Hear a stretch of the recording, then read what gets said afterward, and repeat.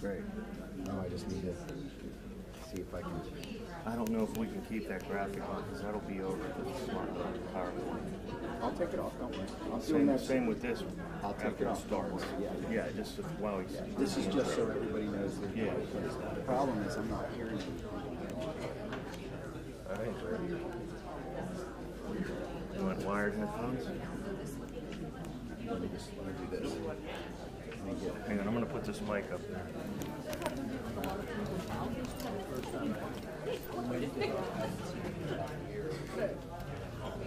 Oh, I'm sorry. Sorry, I forgot something. Which way? You want here or there?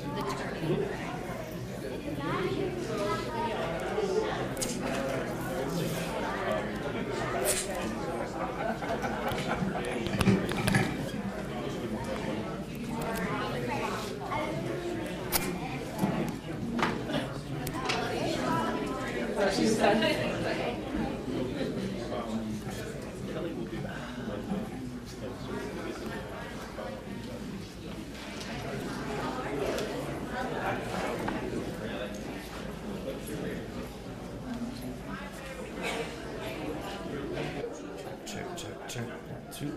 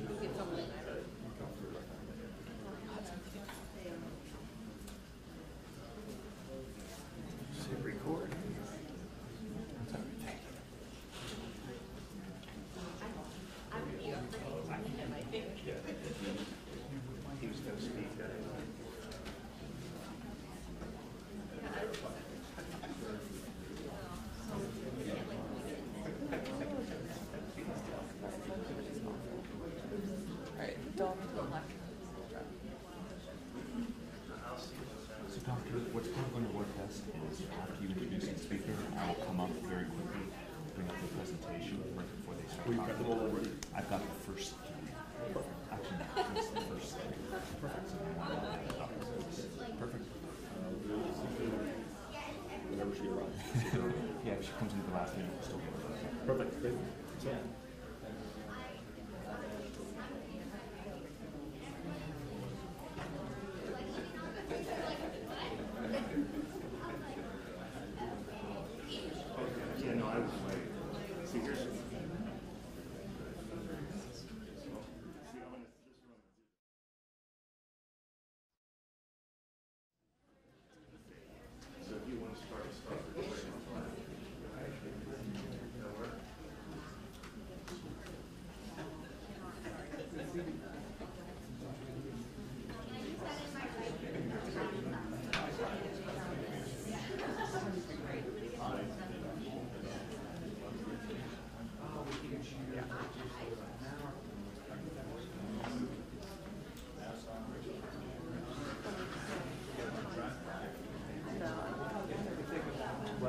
So.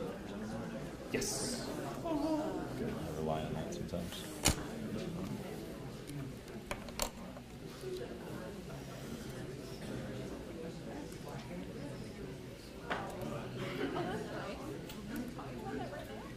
Which one? It is that top one, massive.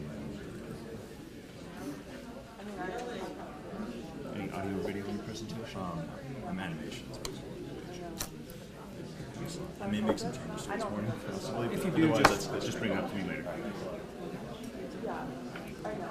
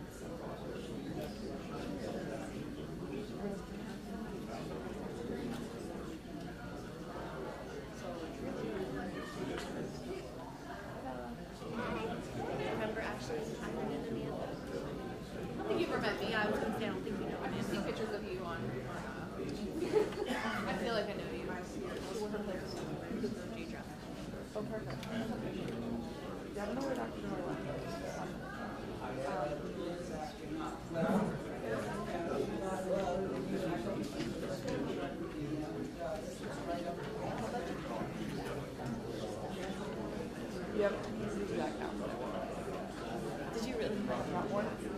At least the boys are. I didn't know what to wear, so I was like, well, I feel like I would like to dress up. I was like, what are you wearing?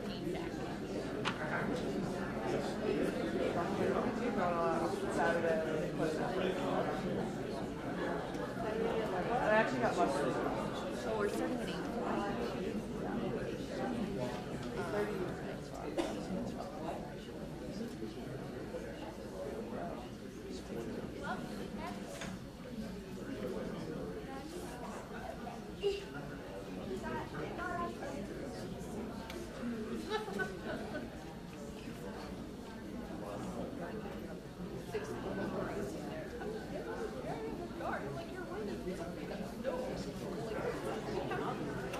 Everywhere. What do you need? It's dark. Oh my gosh. I babysat my aunt last night. Like 12:30, and then I was like,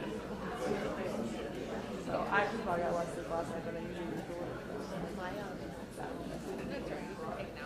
Yeah. after you do all your other stuff, you have to do Is that what you're going to do? I don't think I'll do that today. No, but I thought it's up we're going to to get it cars. I think you should. It's just like I've been thinking about it. And you can probably get so much nicer than you think you can with that money. Honestly, I try to trade my car. They might have to do like $1,000. Yeah. Be like, I have a clunker outside. It's driving. Like, who's driving? You want to sell it to someone who doesn't care about what I'm doing. But I'll tell you what, my dad traded in a car that had a doorbell that was working. Then he like it was broken. We didn't report to it. Literally, there was a little wire that came out of the thing and like went to a doorbell. And one would just wind down so that like push it up. And he traded that in. So like, okay, whatever parts. That's what I mean. So I don't have mine on a jump drive because every time I try to do that, it gets encrypted by the UPMC. Okay. But I can either log on to my Google Drive Okay. and download it if that works. I got new tires last year. I got new batteries in January. Which I know batteries will go up in the box and integrate it with the car. Just Gmail. But I'm like, I have to set up Gmail.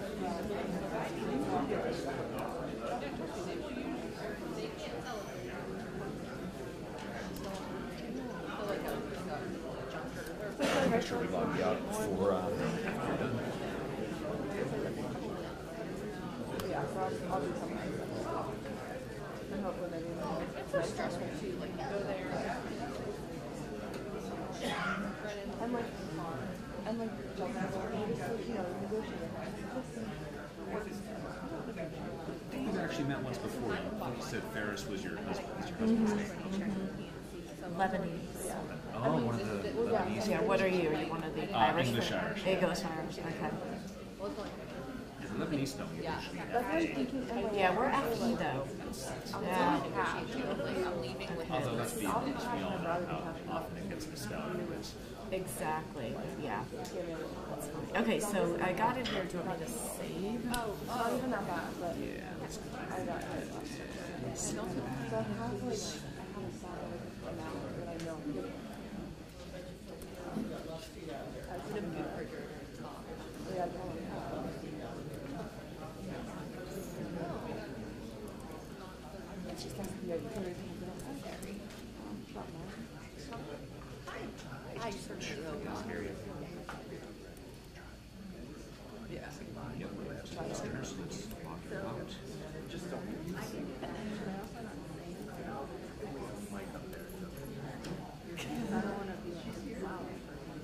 yeah. Well, no, I might use this one, so.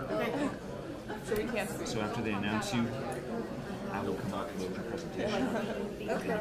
Then you can start. But I can put those yells up there. It's out there. She's terrible. She's the worst. It's going on where there's no website. Yeah, so we don't want that. There's no filter. No editing. It's not like 5 second delay. Thanks for the heads up.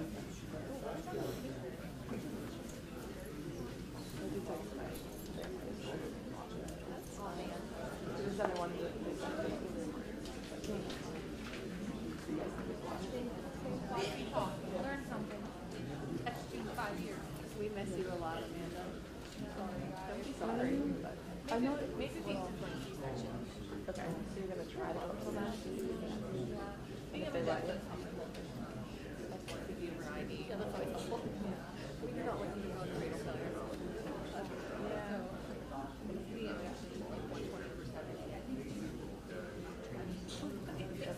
Yeah. That alone.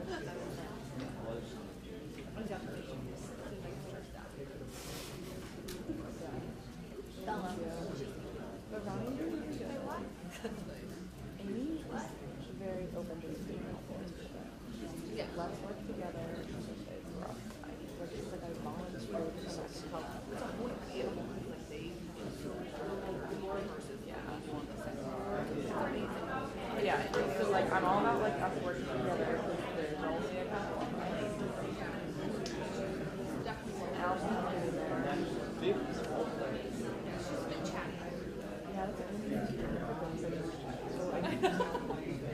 That's a lot. I have noticed that. I've noticed like when you were trying to like you'd be there like typing away, and she's like, and you were just like, yeah. No, she's nice. She'll be good. She's definitely really smart. Like, just not like doing stuff. Just making stuff up. That's a good one. So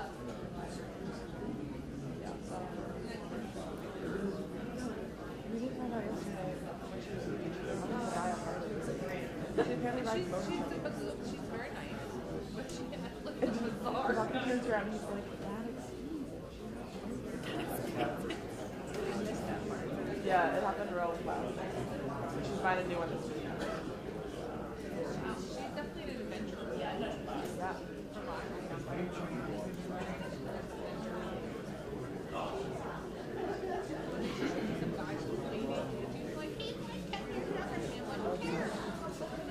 I feel like I did that.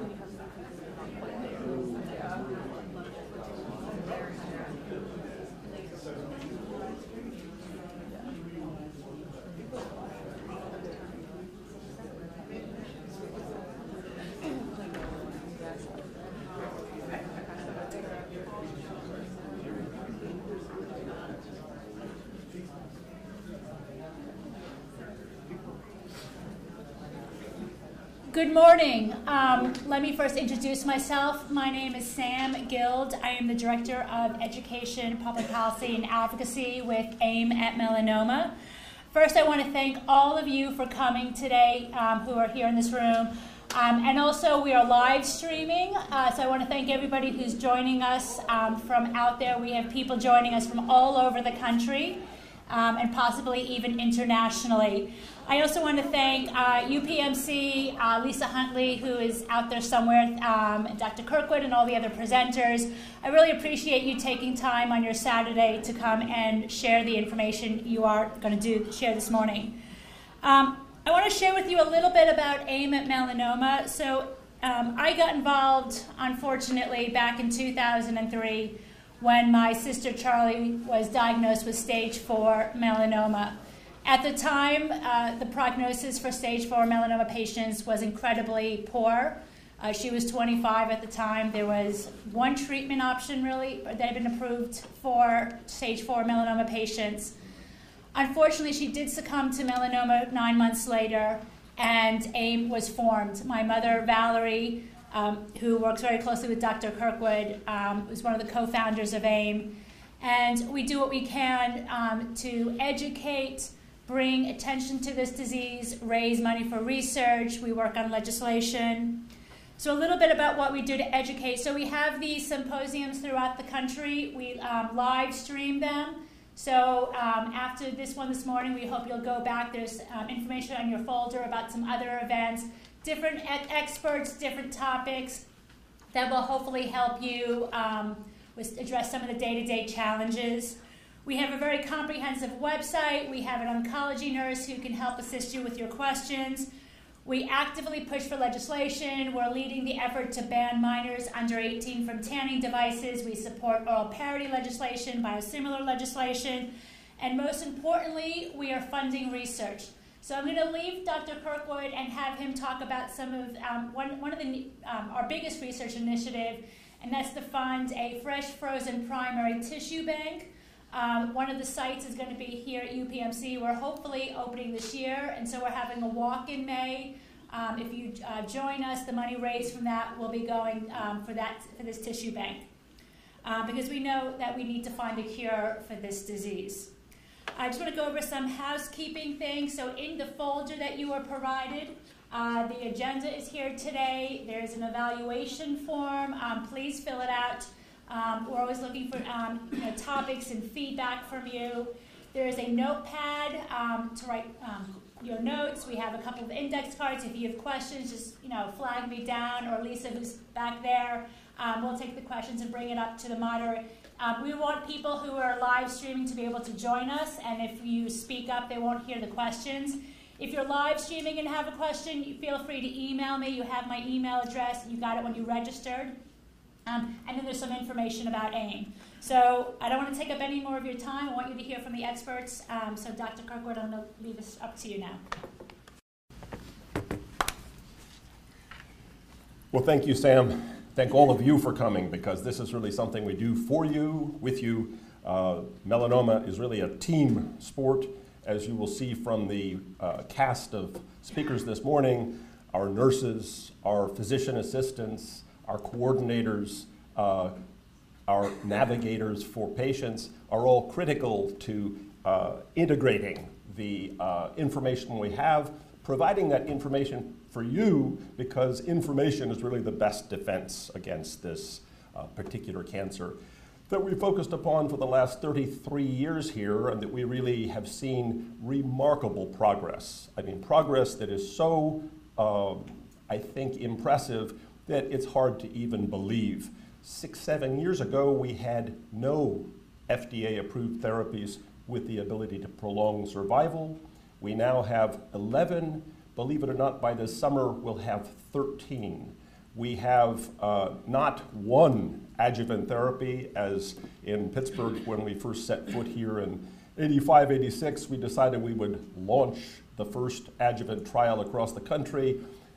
For 20 years, that agent became the only available adjuvant post-surgical treatment to prevent relapse of melanoma. Now we have 4. We have agents which are twice as effective as those that were only available 6 months ago now to deploy. So the progress is really the subject of what all the speakers for the rest of this morning will deal with. On behalf of Hassan Zarur, who's in the front row here and will chair the second half of the symposium, and myself as the co-directors of the University of Pittsburgh Cancer Institute Melanoma Program and the UPMC Hillman Cancer Program, we welcome you. The effort today is the first of 3 efforts that I would invite you to think about. The first sit-down effort to try to inculcate all of the information that's really moved at such warp speed over the past 6-7 years. The event on the 12th of May, Saturday, just a couple of weeks hence, is at the Boathouse in North Park. And basically that's a walk against melanoma. Sam already mentioned that that's really geared to develop support for an incredibly important effort to bank primary melanoma tissues.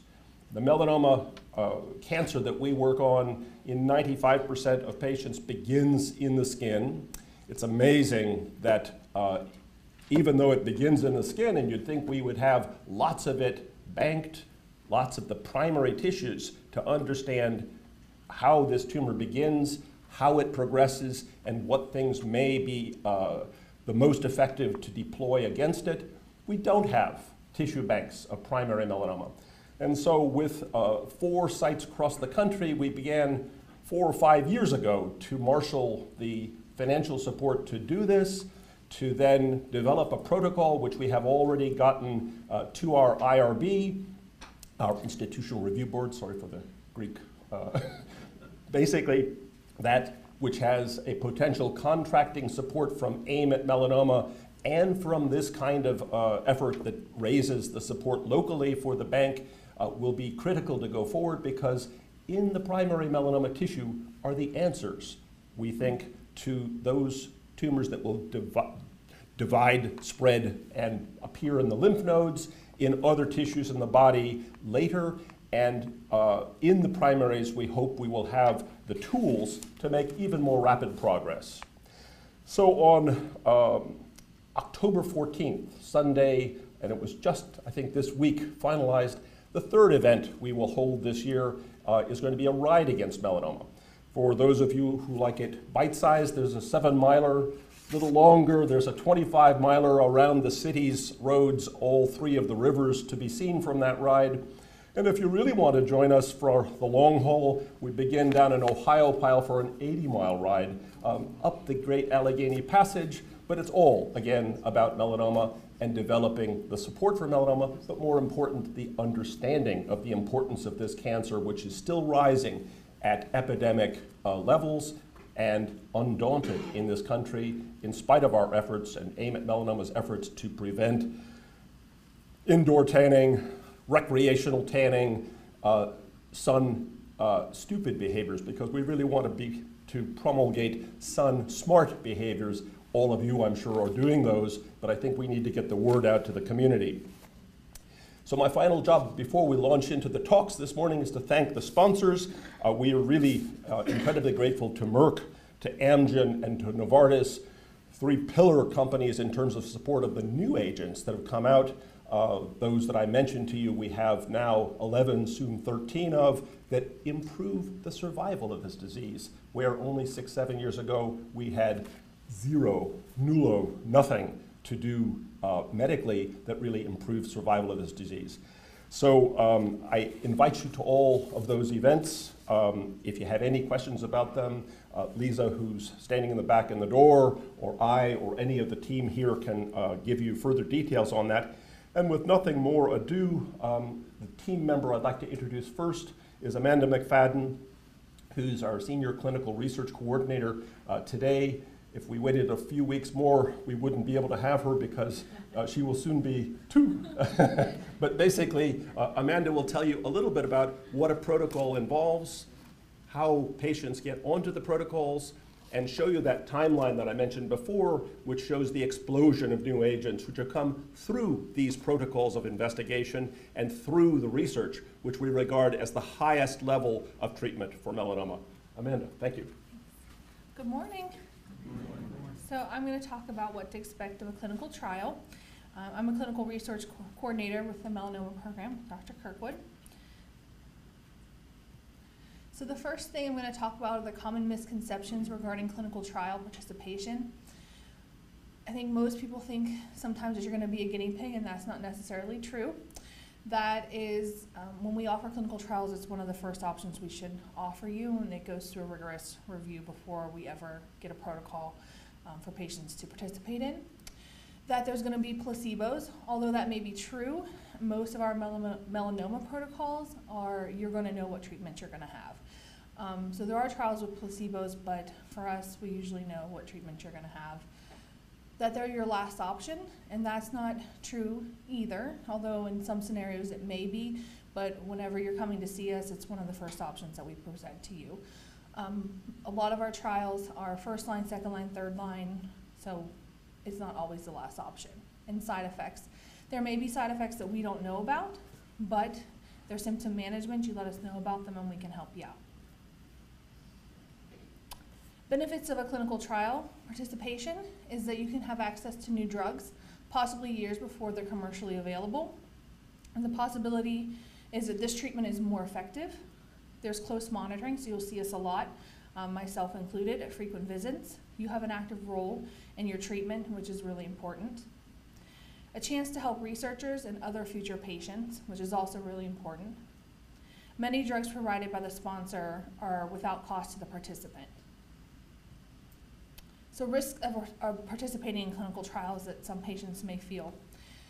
Patient commitment. Trials do have specific guidelines. Once you're on trial, you have a strict timeline of events that have to take place. Associated risks or side effects. Sometimes risks may be unknown if a drug is new, so that would be like in a phase 1 trial. Additional testing that is required for safety or for research purposes. So examples of this may be more frequent EKGs, more frequent echoes, scan requirements, biopsies, eye exams, etc. Costs that may be sent to insurance. So not everything's always covered by a clinical trial. The drugs may be, but maybe not the person who's administering them. Labs may not be covered by the trial. So those are going to go to insurance. And we have what we call financial counseling, and they'll call you and let you know your out-of-pocket cost estimate prior to going on trial. So treatment regimens prior to 2011, you can see there weren't very many. The first was dacarbazine in 1975. It had a 5 to 20% response rate. Interferon, that was FDA approved in 1995 and was the first adjuvant treatment. Interleukin-2 or IL-2 was FDA approved in 1998, and it had a 15% response rate and a 1/3 durable response rate. So after 2011, we have a lot more. Ipilimumab was first FDA approved in 2011. It was the first immune therapy to improve overall survival. Vemurafenib, this was FDA approved in 2011, and its response rate is over 80%. And this is a targeted therapy, and you have to have the BRAF mutation. Peg-Intron or peg-interferon was FDA approved in 2011, and this is an adjuvant treatment for 5 years. Dabrafenib was FDA approved in 2013, and this is also a targeted therapy that increases progression-free survival, and you also need to have the BRAF mutation. Trametinib is FDA approved in 2013, and it was one of the first MEK inhibitors. Pembrolizumab, which everyone knows, it was FDA approved in 2014. This was our first PD-1 inhibitor that was approved. Nivolumab followed suit in 2014, and it's the second PD-1 inhibitor. T-VEC was FDA approved in 2015, and this is our first oncolytic virus therapy, and this is something that's injected directly into the tumor. Cobimetinib was FDA approved in 2015, and this is the second MEK inhibitor. We do have combinations in expanded use. Dabrafenib and trametinib, or otherwise known as DT, FDA approved in 2014. Vemurafenib and cobimetinib, combination therapy approved in 2015. And ipilimumab and nivolumab, FDA approved in 2015, and this was one of the first immune combination therapies approved. Ipilimumab was FDA approved in 2015 for adjuvant treatment for after surgery, and that's at 10 milligrams per kilogram, so a little bit of a higher dose. Prior to trial approval, so before if you guys ever get to see the protocol, we ever present it to you, there's a rigorous pre-approval process. It goes through the scientific review committee, a pre-review committee, and the fiscal review. Our internal review board, which is a Human Research Protection Office, they ensure that all human research is conducted according to federal, institutional, and ethical guidelines. We review all UAPs and SAEs, so serious adverse events are reviewed, and then clinical trial implementation training has to happen for all staff. So types of clinical trials, we have investigator-initiated trials, those are or IITs, those are our trials that our doctors will implement. I'll talk briefly about two of them. One is 17034, and this, Dr. Devar is the PI of this study, and this is our fecal matter transplant study. I won't talk too much about it because I think he's presenting it later on in the show here, so I'm just going to talk briefly about it. Our goal is to transplant fecal matter from patients who have responded to PD-1 into patients who have not responded to PD-1. 16196, Dr. Yana Najjar is the PI of this study, and we're studying pembrolizumab alone versus pembrolizumab with metformin in patients. We also have our core studies that are for our SPORE project, tissue and blood banking, the 9699, and that's where we ask for tissue and blood, so you may hear us ask you for blood at certain time points in other treatments, and that's where this is going. Our 07133 is our sentinel lymph node tissue banking. So this is for patients who come in and they were first diagnosed with melanoma and they need a sentinel lymph node surgery, either with Dr. Ping-Pank or Dr. Holtzman, and we ask, can we have a portion of that tissue? And that goes banked under 07133. Cooperative group, also known as ECOG or SWOG, one of our studies, this is an ECOG study, is 1594. And this study is a crossover study, so there's two treatments. You either start with either ipilimumab and nivolumab, or you can start with dabrafenib and trametinib. If you progress, you would switch over. Pharmaceutical, one of the ones that we're accruing to a lot right now is 1785, which is by Tesaro, and they're studying the anti-TIM3 versus with or without their version of their PD-1. And observational, there's no treatment involved. We're collecting data and putting that into the system. Clinical trial phases. Phase 1, this tests new drug in a small population, so about 15 to 30 patients. This is where we're testing safety, finding the safe dose, and identifying side effects. Phase 2, this tests new drug in a larger group, so about less than 100 patients. We're testing effectiveness and evaluating safety. Phase 3, this is testing the new drug in a large population, so 100 to thousands of patients. And this is where we're confirming effectiveness, comparing it to standard of care, and readying it for approval. Phase 4, studies the drug after approval. And this is where you gather information for long-term use and effect. Informed consent process. This is where you may see me come in after the doctors talk to you about your options and you want to do clinical trial. The informed consent process happens. So we're going to discuss treatment, the side effects, risks and benefits, the logistics of the study, the schema, so you know how often you have to be here, your time commitments, the eligibility criteria, what needs to happen to get on trial. Not everybody is eligible for trial. There are specific guidelines that you have to meet. Why the study is being conducted, what's expected of you, the financial responsibility, so that financial counseling, and that means what's billed to study and what's billed to insurance, so you have an out-of-pocket cost estimate, and that's part of informed consent. And the fact that you can withdraw consent. So you can sign consent at any time, you can withdraw consent at any time. There's no backlash to you, doesn't hurt your relationship with UPMC or your doctor. And that, you know, that clinical trials are voluntary. The screening process, so this starts at the signing of consent. So once you sign consent, I'm your person that's going to schedule everything for you. We're going to get you on trial. And things that we need to do for eligibility are typically scans, testing, lab work, and other things that may include like EKGs, echoes, eye exam, or biopsies. Sometimes getting on clinical trial can be a little bit a lengthy process, but most of the time things are good for 21 to 28 days. We're going to review your concomitant medications, and that means all the medications that you currently take now. We're going to review your medical history, past and present. Insurance verification, again, that's that financial counseling. And then we're going to verify eligibility. And what that means is once I have collected all the information that I need, I'm doing the first check, another nurse comes in and they verify eligibility. Pharmacy does the same thing, and then once it's verified, our doctors sign off and you can start on trial. So once you're on trial, treatment begins, and all of the scheduling of the treatments and tests are done by your clinical research coordinator, which is me. And you're gonna have, we're gonna review side effects at each visit.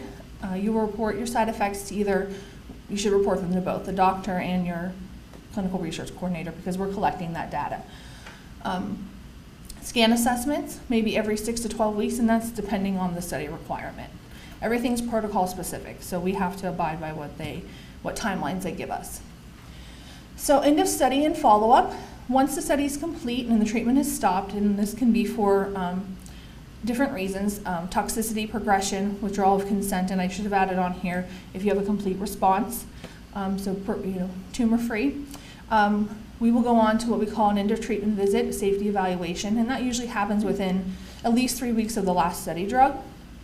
And then you'll have follow-up scans per protocol requirements, and that's typically every 12 weeks for 1 year, and then maybe every 6 months for 2 to 5 years, but again, this is protocol specific.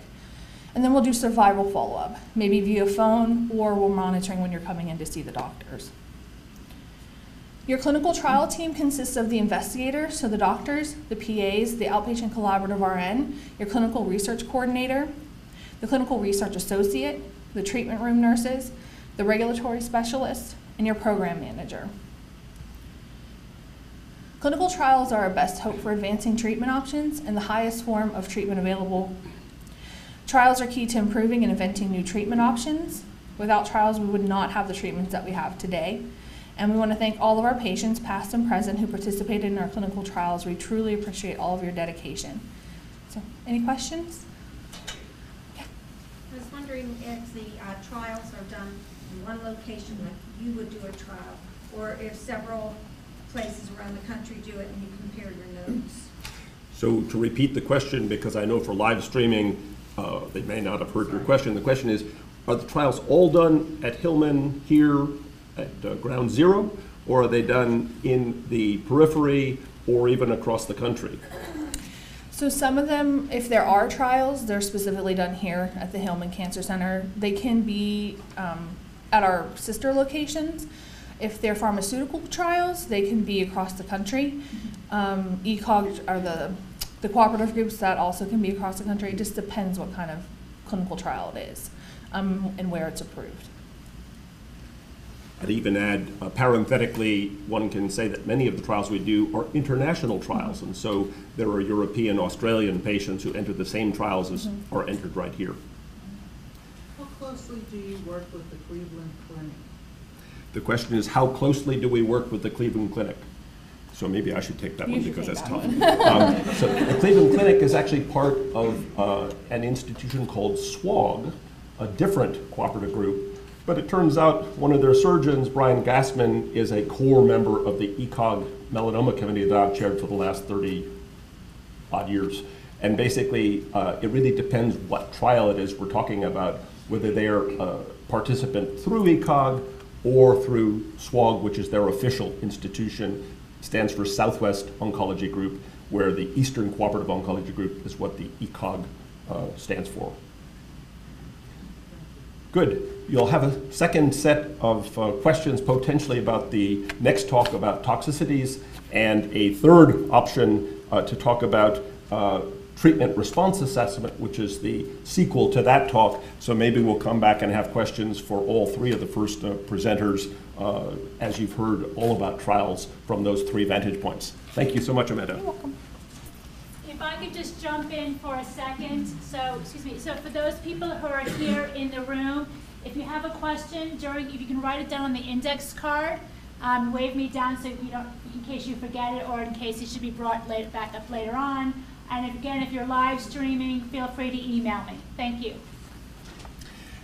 Good. So to recap, what Amanda said is we're here to bring new treatments to this disease. We've been incredibly successful, from the whipping child of the field of cancer, solid cancers, to the poster child with these 11, soon 13 new treatments, and at Hillman, more than 30 clinical trials at any time ongoing. So these are what we think are the highest form of care, the best new options being compared against the best current available options. But the downside that patients have to think about is, what are the risks of these new treatments? And so to discuss these, Melissa, who's been our senior physician assistant, working with each of you, working with all of us from the medical side to deliver the treatments, will go through the nitty-gritty of the toxicity assessment for immuno-oncologic agents, IO or immunotherapy agents, which are the new category that have really changed the face of so much of what we're doing. Melissa. Just go next. They don't let me do this because I screwed up. Yeah, I shouldn't touch the computer either. Okay, so looking out at all of you, it looks like a lot of you have probably heard this talk in talking about things that have happened to you, treatments you've had in the past. You've probably heard me say these things about 100 times. So it's important that we go over them, but I also want at the end of my talk for you guys to ask questions because you know me and it's all about you. So the couple things that I decided to talk about, because immunotherapy is very broad, and Amanda touched on, gosh, there were 3 slides worth of treatments that we have that are considered immunotherapy.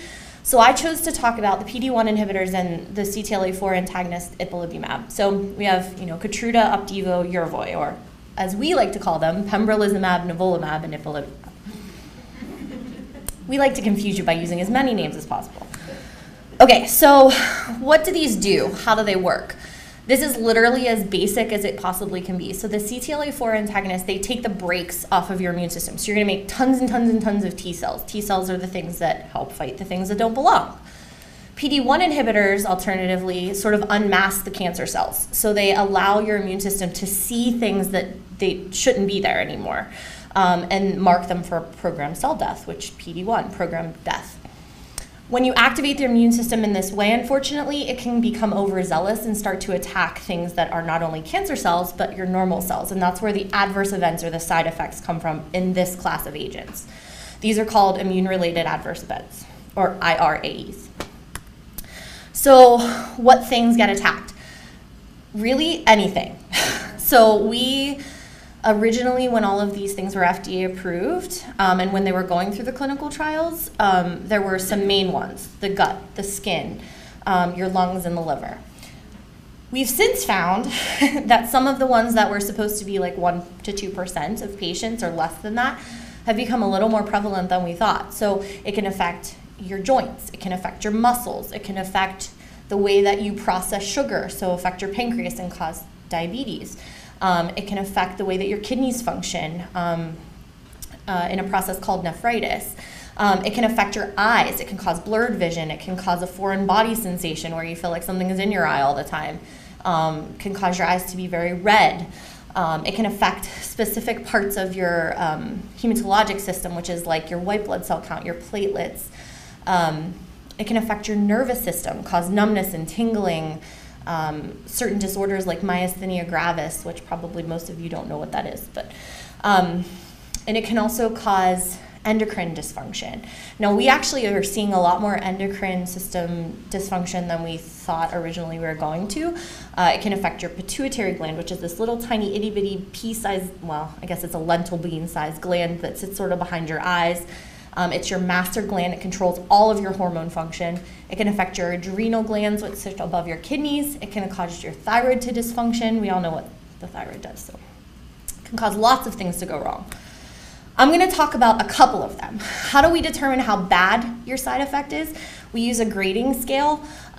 Grade 1 things are just a little annoying. We might notice you have a little bit of an itch, but it's not too much of a problem. Grade 2 means that it's causing a little bit of dysfunction in your daily life. And we would decide that we want to do something then. Grade 3 would mean that we think that it's a severe toxicity. It's something that would be aggressively managed. Sometimes it can cause you to go to the hospital. It can limit your ability to do normal things like get ready for work, go to work, do your laundry. Grade 4 means that we're really, really worried about it. It's life-threatening. And grade 5 means that you actually perished from one of these side effects, which is not impossible is obviously a scary thing, and we're much better, and those things don't happen as often now. But back when I started with Dr. Kirkwood in 2005, we were just trialing ipilimumab, and we did have a lot of deaths from colitis because we didn't know how to manage it as well as we do now. Okay, on that, enterocolitis or colitis. This can actually manifest anywhere along the GI tract. A lot of times it will happen distally, so we'll see it manifest as diarrhea. People will sometimes, and we consider diarrhea to be anything 3 to 4 stools above baseline. So if you're somebody who goes to the bathroom 3 times a day, your baseline is different than somebody that goes every other day. It can always, almost always, we'll see abdominal pain accompany it. If you have a higher colitis, so on the right side, pardon me, it can sometimes manifest a lot differently. So we'll have people that have cramping or nausea. It can also present very vaguely. So you might have an increase in your bowel movements and have just a fever that accompanies it. If you start to have things like the peritoneal signs, which is like when you go over bumps, your belly hurts so bad that you want to cry, or when you're walking, it hurts, or if you're not going to the bathroom at all, that's a sign that you have an ileus. Those are really, really dangerous signs, and that would be for sure hospitalization. So how do we manage it? That's on the left side of the slide. If it's grade 1 and you aren't having a lot of issues, we'll just monitor it. We'll give you things like Imodium. Imodium to colitis caused by one of these checkpoint inhibitors is like spitting in the wind. It won't do a darn thing. And that's sometimes how we know whether it's a side effect from your treatment or you ate too much Chinese food the night before. So Imodium a lot of times will not do anything for colitis. If you move on to stage or grade 2, we may start to consider initiating steroids. Now, a lot of times if we can, we want to do this as an outpatient because admitting you obviously exposes you to more bacteria and things that we don't want to have to do. So we would like to use oral steroids as much as possible, and believe it or not, we don't want you to go to the hospital, so we will do that as much as we can. If unfortunately you continue to progress, then we will consider using IV steroids, and if that doesn't work, then we use something called infliximab or Remicade, which is actually a much higher potency immunosuppressive agent, and you can give it every 2 weeks as you need it. We don't like to do that unless we absolutely have to. And you'll see I talk about a different agent that we just started using, which is an IL-6 inhibitor called tocilizumab that we'll talk about later. The next one, hepatitis. So this is inflammation of your liver. A lot of time this manifests sort of vaguely, not wanting to eat, sort of feeling queasy. If it progresses, patients will become jaundiced.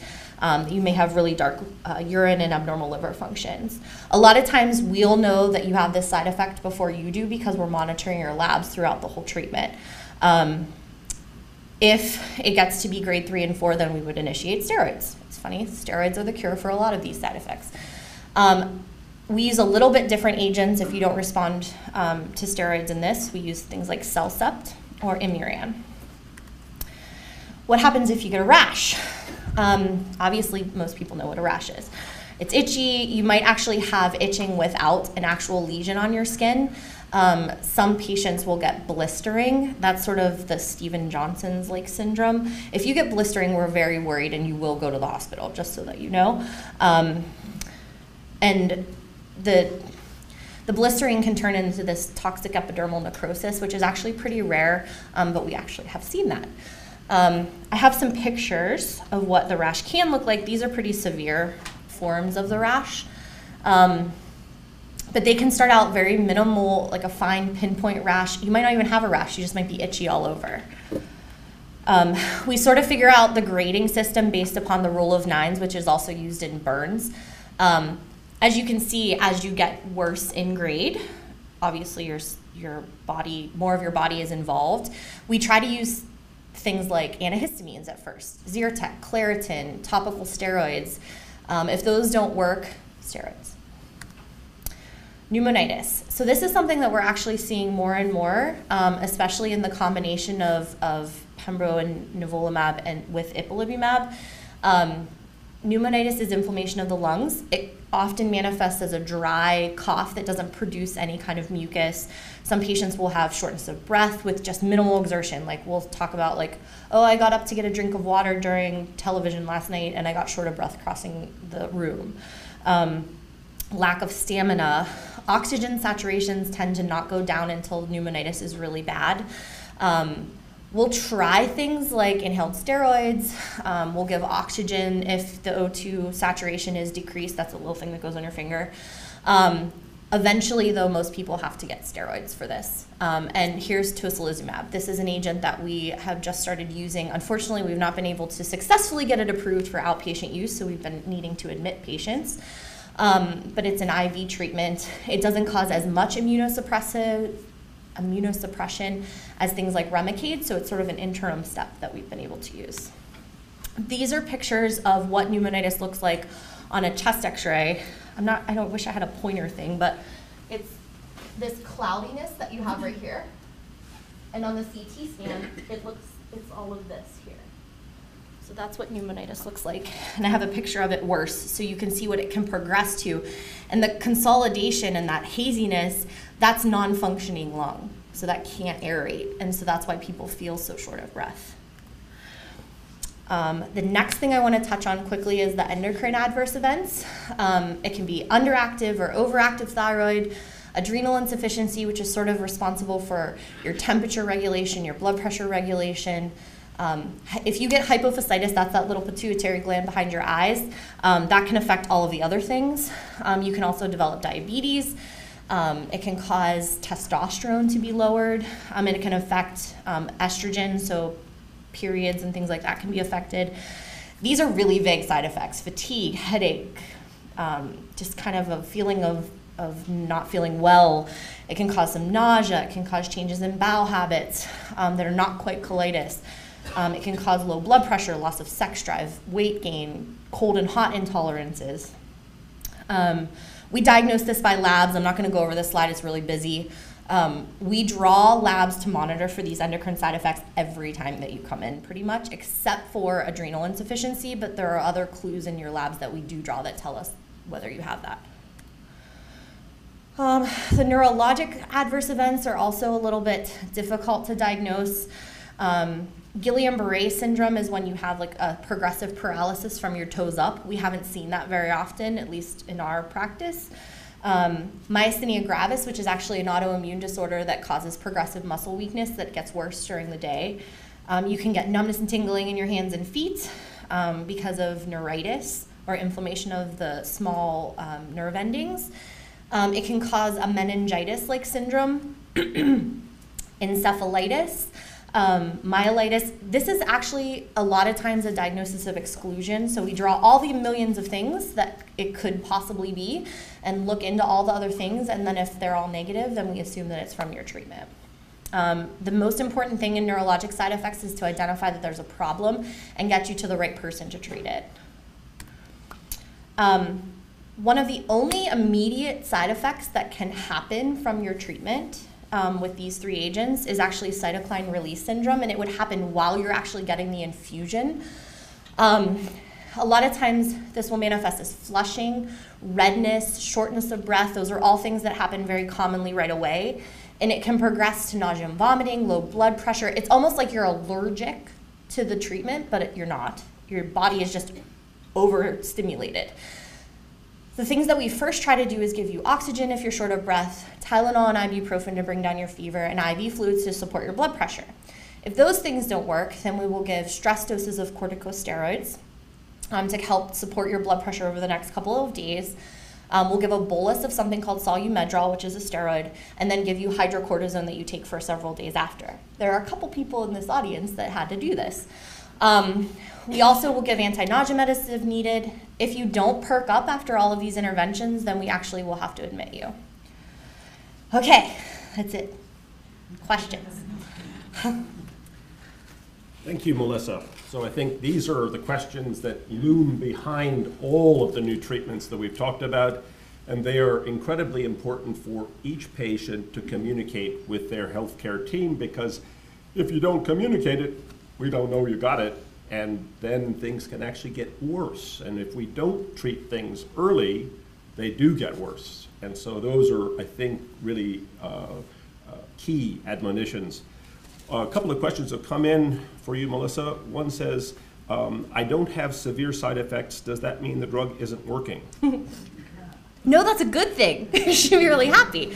So all of those side effects that actually, or adverse events, actually don't happen in as many people as you would think. So a lot of times 90% or 80 to 90% of patients have no side effects at all, and it doesn't mean that your drug isn't working. It just means that, so the way that I like to explain this, and you've probably already heard this, is that we're trying to turn your immune system on, and we use that as, well, Jan, my mentor, used this, but I stole it. So it would be like a fan, and we're turning the fan on so that it can cool the room or affect your immune system. Sometimes the fan goes on too high, and so that's when these adverse events happen. But if we are treating you appropriately and your immune system doesn't go into a hyperactive mode, your immune system is still doing the things that it's supposed to. It's just not doing too much. The second question that's come in written is, I'm in a clinical trial test program. I have one treatment left. I have a number of grade 2 side effects. Will they abate after the treatment has been discontinued? That's a hard question, because it depends on what they are. So a lot of times the adverse events will go away once the treatment is out of your system, but sometimes that can last for a long, long time. Things like rashes, the colitis, or like a little bit of diarrhea, those things will get better. Endocrine side effects and things like neurologic side effects, numbness and tingling, joint pain and muscle pain will eventually usually go away, but they take a long time. Now there are some times, especially in endocrinopathies, that they never get better, like you might always have an underactive thyroid. So it sort of depends on which side effects you're having. So if it's somebody that I'm taking care of, I'm happy to help you. So the next question is written in fine typed print, but basically says, I was diagnosed with stage 3B, which means bulky lymph node melanoma. I was treated with adjuvant ipilimumab, which was approved in 2015. I could only tolerate 3 out of the 4 initial treatments before things went downhill. I presume that means side effects developed. And the question is, I think the question is, but it's on 2 sides here. On the back. Is the efficacy of the treatment less because of this need to stop the treatment?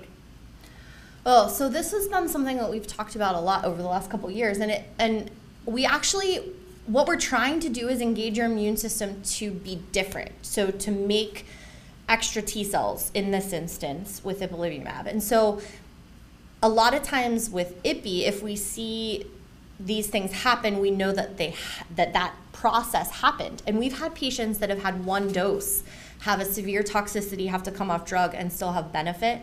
So we know that we like to give it for a certain limit of time because that's what the clinical trials had approved, but it doesn't necessarily mean that your body, everybody is different and their immune system response is different, so it doesn't mean that you needed 4 doses or 8 doses or whatever. The other good thing to tell you is, as I alluded to in my very brief opening remarks, 2 new treatments were approved on the basis of results that only appeared 6 months ago in the literature. Those 2 treatments are both highly effective to salvage any risk of relapse if further recurrence were to happen and further treatment were needed. So what we call BRAF/MEK inhibitors were tested and shown to be able to reduce risk of relapse by half if the BRAF mutation is in the tumor, as Amanda mentioned earlier. Pembrolizumab and nivolumab, both likely to be approved. The nivolumab has already been approved as adjuvant treatment. Again, reduce the risk of relapse by half, fully twice what any benefit we had prior to September of 2017. So progress has really been gratifying. So there's another question.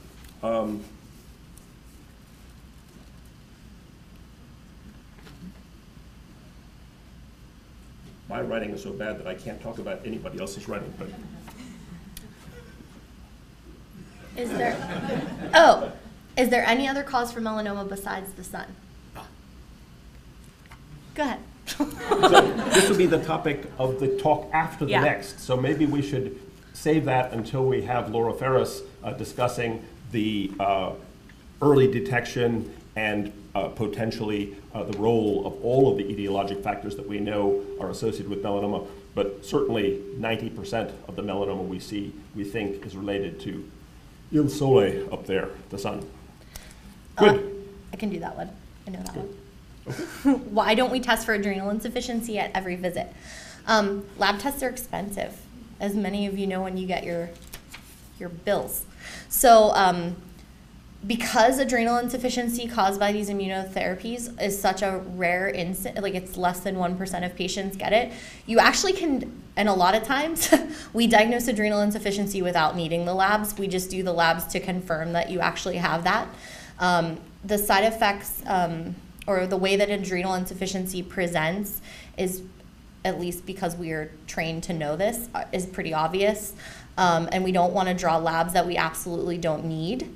And if we could not draw thyroid functions, we probably wouldn't. But that's a little more sensitive. But we don't like to do things that we don't need. We're a very purist sort of clinic. So a lot of times we'll know you have adrenal insufficiency without even needing the labs. I see 2 hands up, so we'll go back row and then. What's the plan of care now for patients that have like a lot of ongoing side effects with the, if they have continuing side effects? Do you have a Like after treatment, you mean? Yes.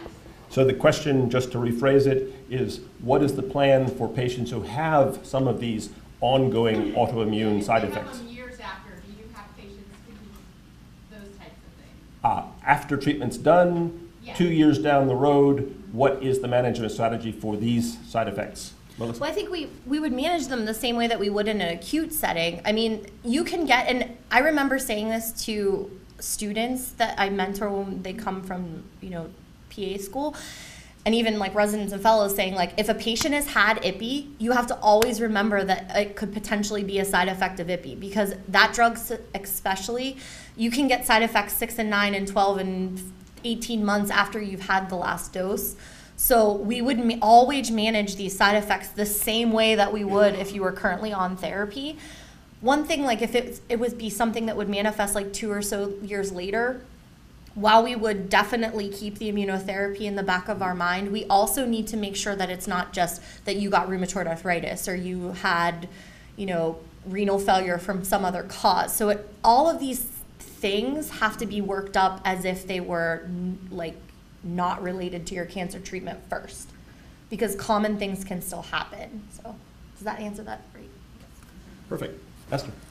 Yeah, the side effects, and I think you kind of answered it there, Melissa, but they can occur at any time. Is that correct? Yep. I mean, you're not going to see the side effects all the time, right in the beginning of your treatment. Nope. Right? And there's things that we expect. I'm sorry. Your question is, the side effects can happen at any time during treatment, and we don't expect certain things to start right at the beginning, right? I was just repeating it for the people that can't hear on the computer.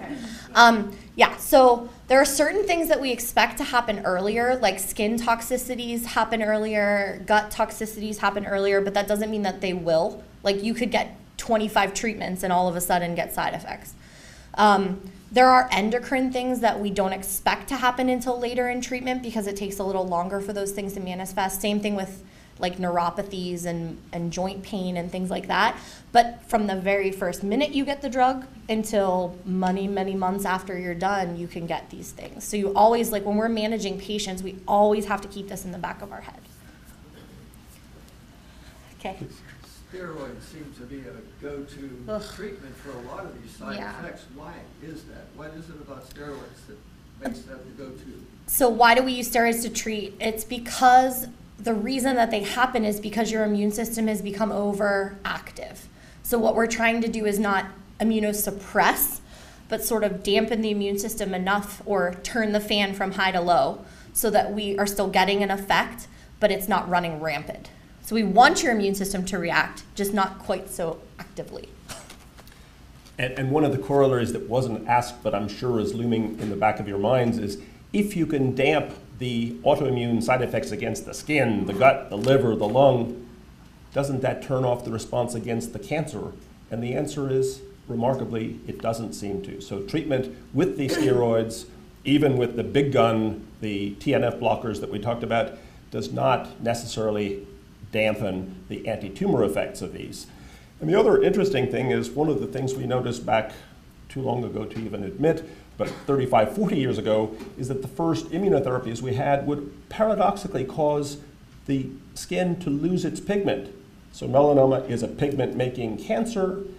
It was sort of paradox, but when you think about it, it makes sense that loss of pigment in the skin might be a manifestation of effective immune response against the melanoma. And so with interferon, with interleukin-2, the older immunotherapies, but also with ipilimumab, anti-CTLA-4, with nivolumab, pembrolizumab, anti-PD-1, we see these. And we see them sometimes even years after treatment. Please.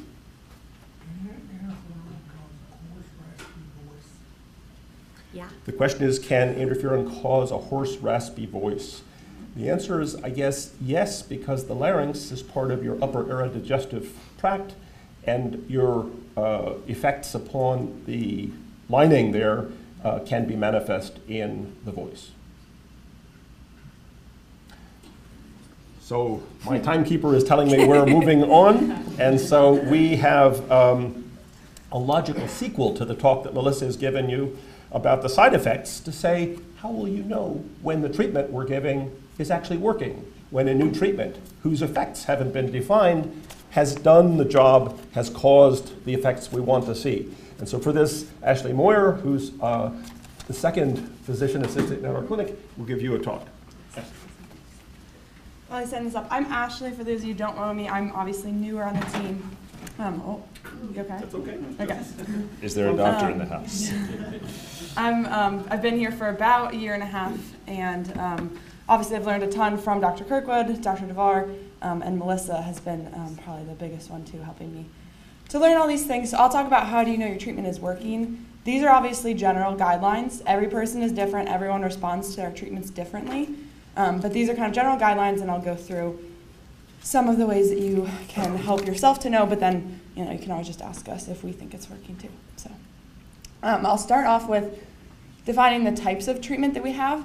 So there's two main categories. One is what we call adjuvant, and that's essentially preventative. So these are people that have a stage 2B, 3, and stage 4 that has been taken out, those stages of disease. So they don't currently have any evidence of melanoma in their body, but we are doing this treatment to prevent it from coming back, because people with these stages of disease have a high risk that it can come back, and we obviously don't want that. So that's the first category, and then obviously the second is treating metastatic disease. So that is in people with stage 4 disease. There are known areas of melanoma in the body that has spread from where it first started, and it is now distant. We want to shrink the tumors and stop the spread of disease and obviously slow it down. So some of the treatments, obviously, they've been listed in the slides previously, but we have interferon, ipilimumab, nivolumab, pembrolizumab, dabrafenib, trametinib. TVEC is one of the injections, and obviously the clinical trials, which consist of a lot of different treatments there too. Just a quick touch to stage 1 and earlier stage 2A disease. Those are people that have surgery, and that's pretty much it. They don't actually have treatment. That is because the risk of it coming back is not high enough to do treatment. So in case you have that and you're like, why am I not included in this? That's why. So these are the two main categories that we have. So this is just kind of the agenda. This is what I'll run through with each of them. Adjuvant treatment, we have a couple different kind of ways that we watch to know if the treatment's working. And then metastatic is a little bit more basic. You're going to get scans because we need to look at those tumors. We need to see everything. So with adjuvant treatment, we always get labs for everyone. So a lot of these are mostly to monitor for side effects. And like Melissa said, we'll pick up on a lot of the side effects from the labs before you notice anything. So the couple ones that we always draw is the CBC, that stands for complete blood count. That's your red blood cells, your white blood cells, platelets, all that. So that's kind of just keeping an eye on everything there. The CMP stands for comprehensive metabolic panel. That tests your kidney functions, your liver functions, electrolytes, kind of keeping an eye on all those things, making sure nothing's going too out of whack that we need to worry about. The LDH is obviously a big one that a lot of people know about, a lot of people ask about. That stands for lactate dehydrogenase. And that is our best, what you can call a tumor marker for melanoma. So it's not definitive, it's not specific for melanoma, but it does help us to know if that jumps up all of a sudden, then we kind of get worried. Do we need to check into things more? Is there something going on? Because that's a level that in people that have metastatic disease tends to be higher. But again, it's not specific for melanoma. We're still trying to find a good blood marker that we can watch. And then we also check the thyroid function, and that's because a lot of our treatments can affect the thyroid function. Just the picture I have is an example, CMP, some of the stuff that we check for on there. Another way that we monitor people that are getting adjuvant treatment is with a chest x-ray.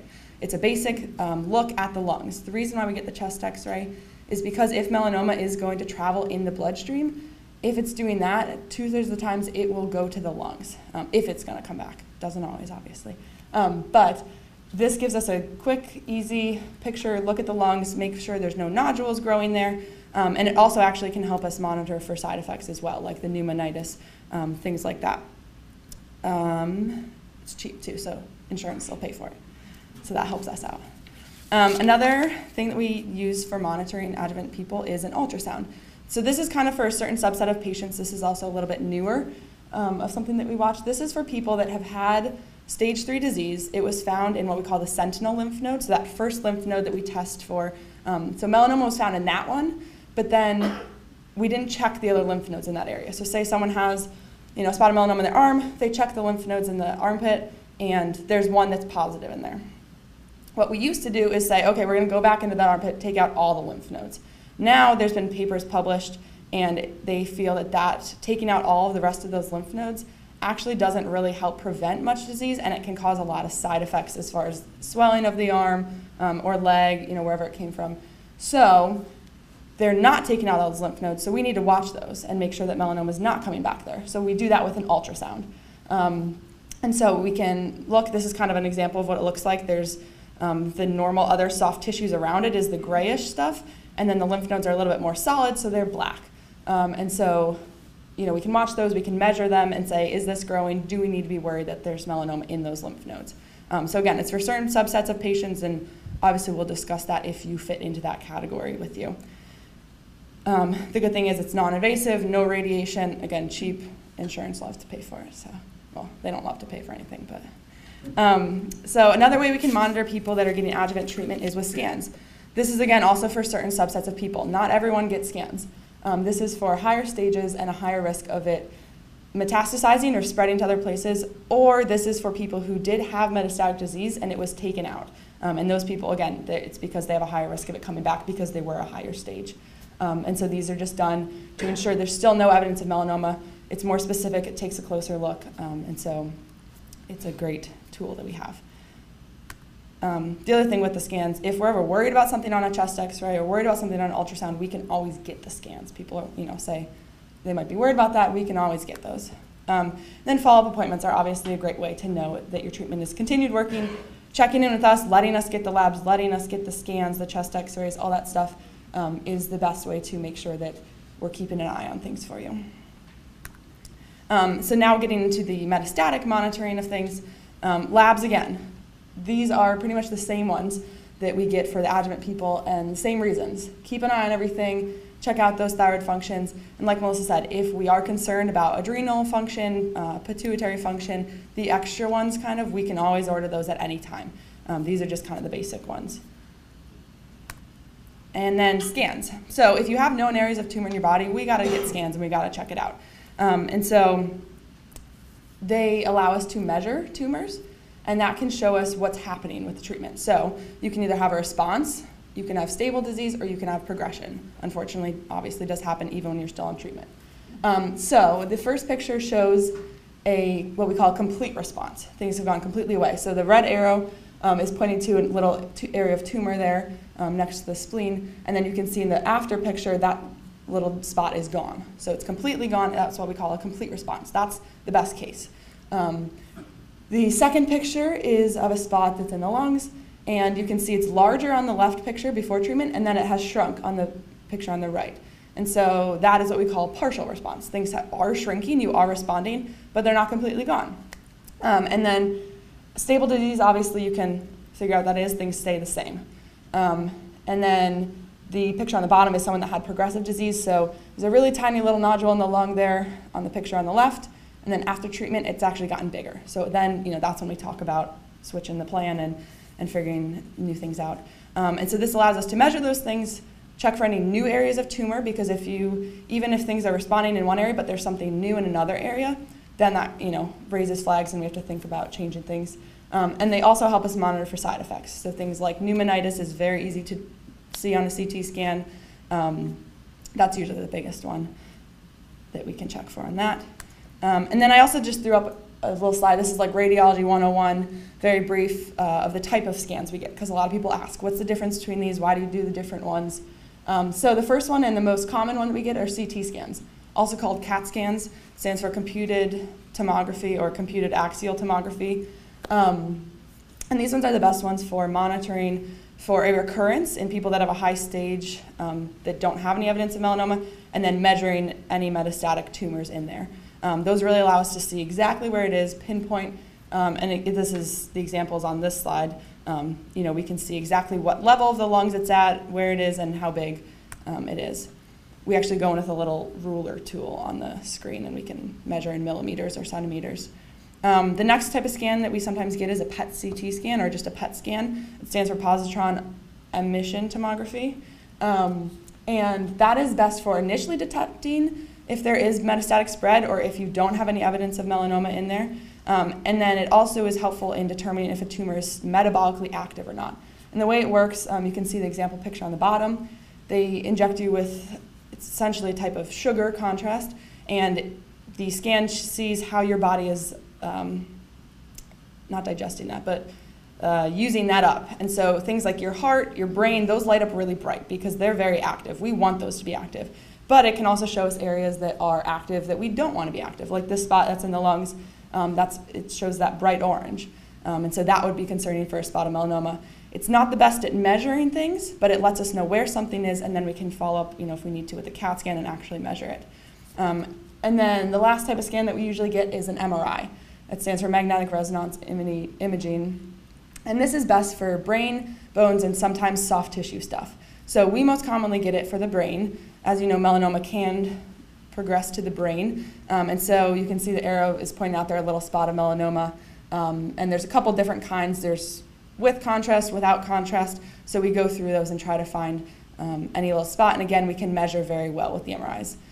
It also works well for bones if you have a spot in the bone, spinal cord, sometimes the soft tissue areas. This is used sometimes if people are having, we'll say shoulder pain, and we say we need to look at that a little closer and make sure there's no melanoma there. And actually, I forgot to include there too, but it's great for the liver. So if you have melanoma in the liver, the MRI is really great at looking at that and determining size if it's there. So that's just some stuff. And again, like I said, it's all kind of general guidelines. If you ever have questions if it's working, just ask us. And any questions right now? Yeah. Is either the Keytruda or the Opdivo one more effective than the other? We don't think one, yeah. Oh, sorry, the question is. Oh, yeah. If they are effective, how long are you treating them? Okay, that's a good question. So, yeah, I'll repeat it. So the question is first is the difference between Keytruda and Opdivo. They're both PD-1 inhibitors. We think they're the same effectiveness. So they work the same mechanism. They're just made by two different companies, but they've been shown in clinical trials to have the same effectiveness. And then the second part of the question is, how long do you have to do treatment with those for? Is that? If they're working. Oh, if they're working. Oh, okay. That's been discussed lately. I'm trying to think of the best way to put it. I'll help, because that's a question for which we really don't have an answer in 2018.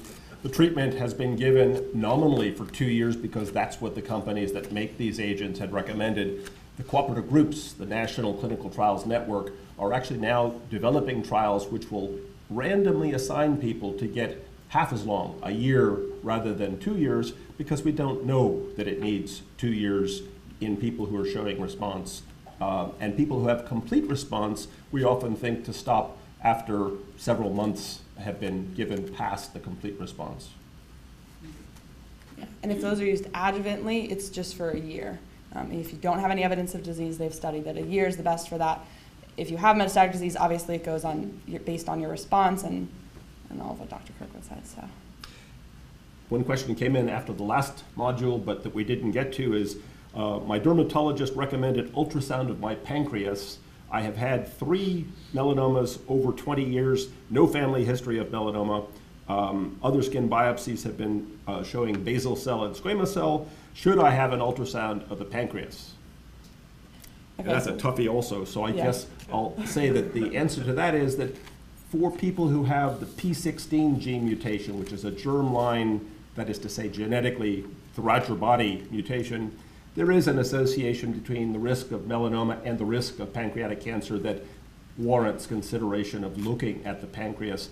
For patients who do not have that, who do not have multiple family members or that specific mutation, there really isn't probably any good basis unless there are symptoms that suggest that the pancreas should be looked at. Good. Yeah. Oh, one more. What's the levels of LDH that you start to get concerned about? So it depends. We always look at a baseline for the individual person because some people run up in the 300s normally. And so our range here usually goes less than 170 is what they say is normal. Some people, if you start out, your very first visit here with us and you're at 300, that's your baseline. So for those people, we don't get worried unless it starts to climb a couple, 100 points. In people that don't have evidence of melanoma, I would say we get worried in a climb of, 200 or so from their baseline. And also especially if it jumps up immediately or all of a sudden. Then we tend to get worried about that. And in patients with metastatic disease, they generally tend to have higher levels, so we watch those more so, is it continuously going up and we need to be worried that the treatment might not be working, or is it continuously going down and we think that they're having a response? So it kind of depends on the baseline, but once we get around 500, we start to think a little bit, more about that, but yeah. All right. So did you repeat the question? Oh, I'm sorry, I didn't. She asked, what levels of LDH do you start to worry about, that lactate dehydrogenase level? So it's based on the person and what their normal levels are, because if someone's normally at 100 and then they're all of a sudden at 300, then we might worry more about that. But and we should clearly say that there are many things that give the LDH elevation: fatty liver, alcohol, non-steroidal anti-inflammatories, your Motrin, Advil, blah, blah, blah. All of them can be associated with the LDH being up, so it is a very non-specific test. It's there for the moment because we don't have a better test, but we will, I think, in the not too distant future, have much better molecular tests to monitor the level of the tumor over the whole body through the blood, but that's research right now. Excellent. I think we will proceed on. Thank you, Ashley. The last talk in this session is a particular favorite of mine, the area of full body skin examinations and your primary care physician. And for this, Dr. Laura Ferris will speak. Thank you. Thank you.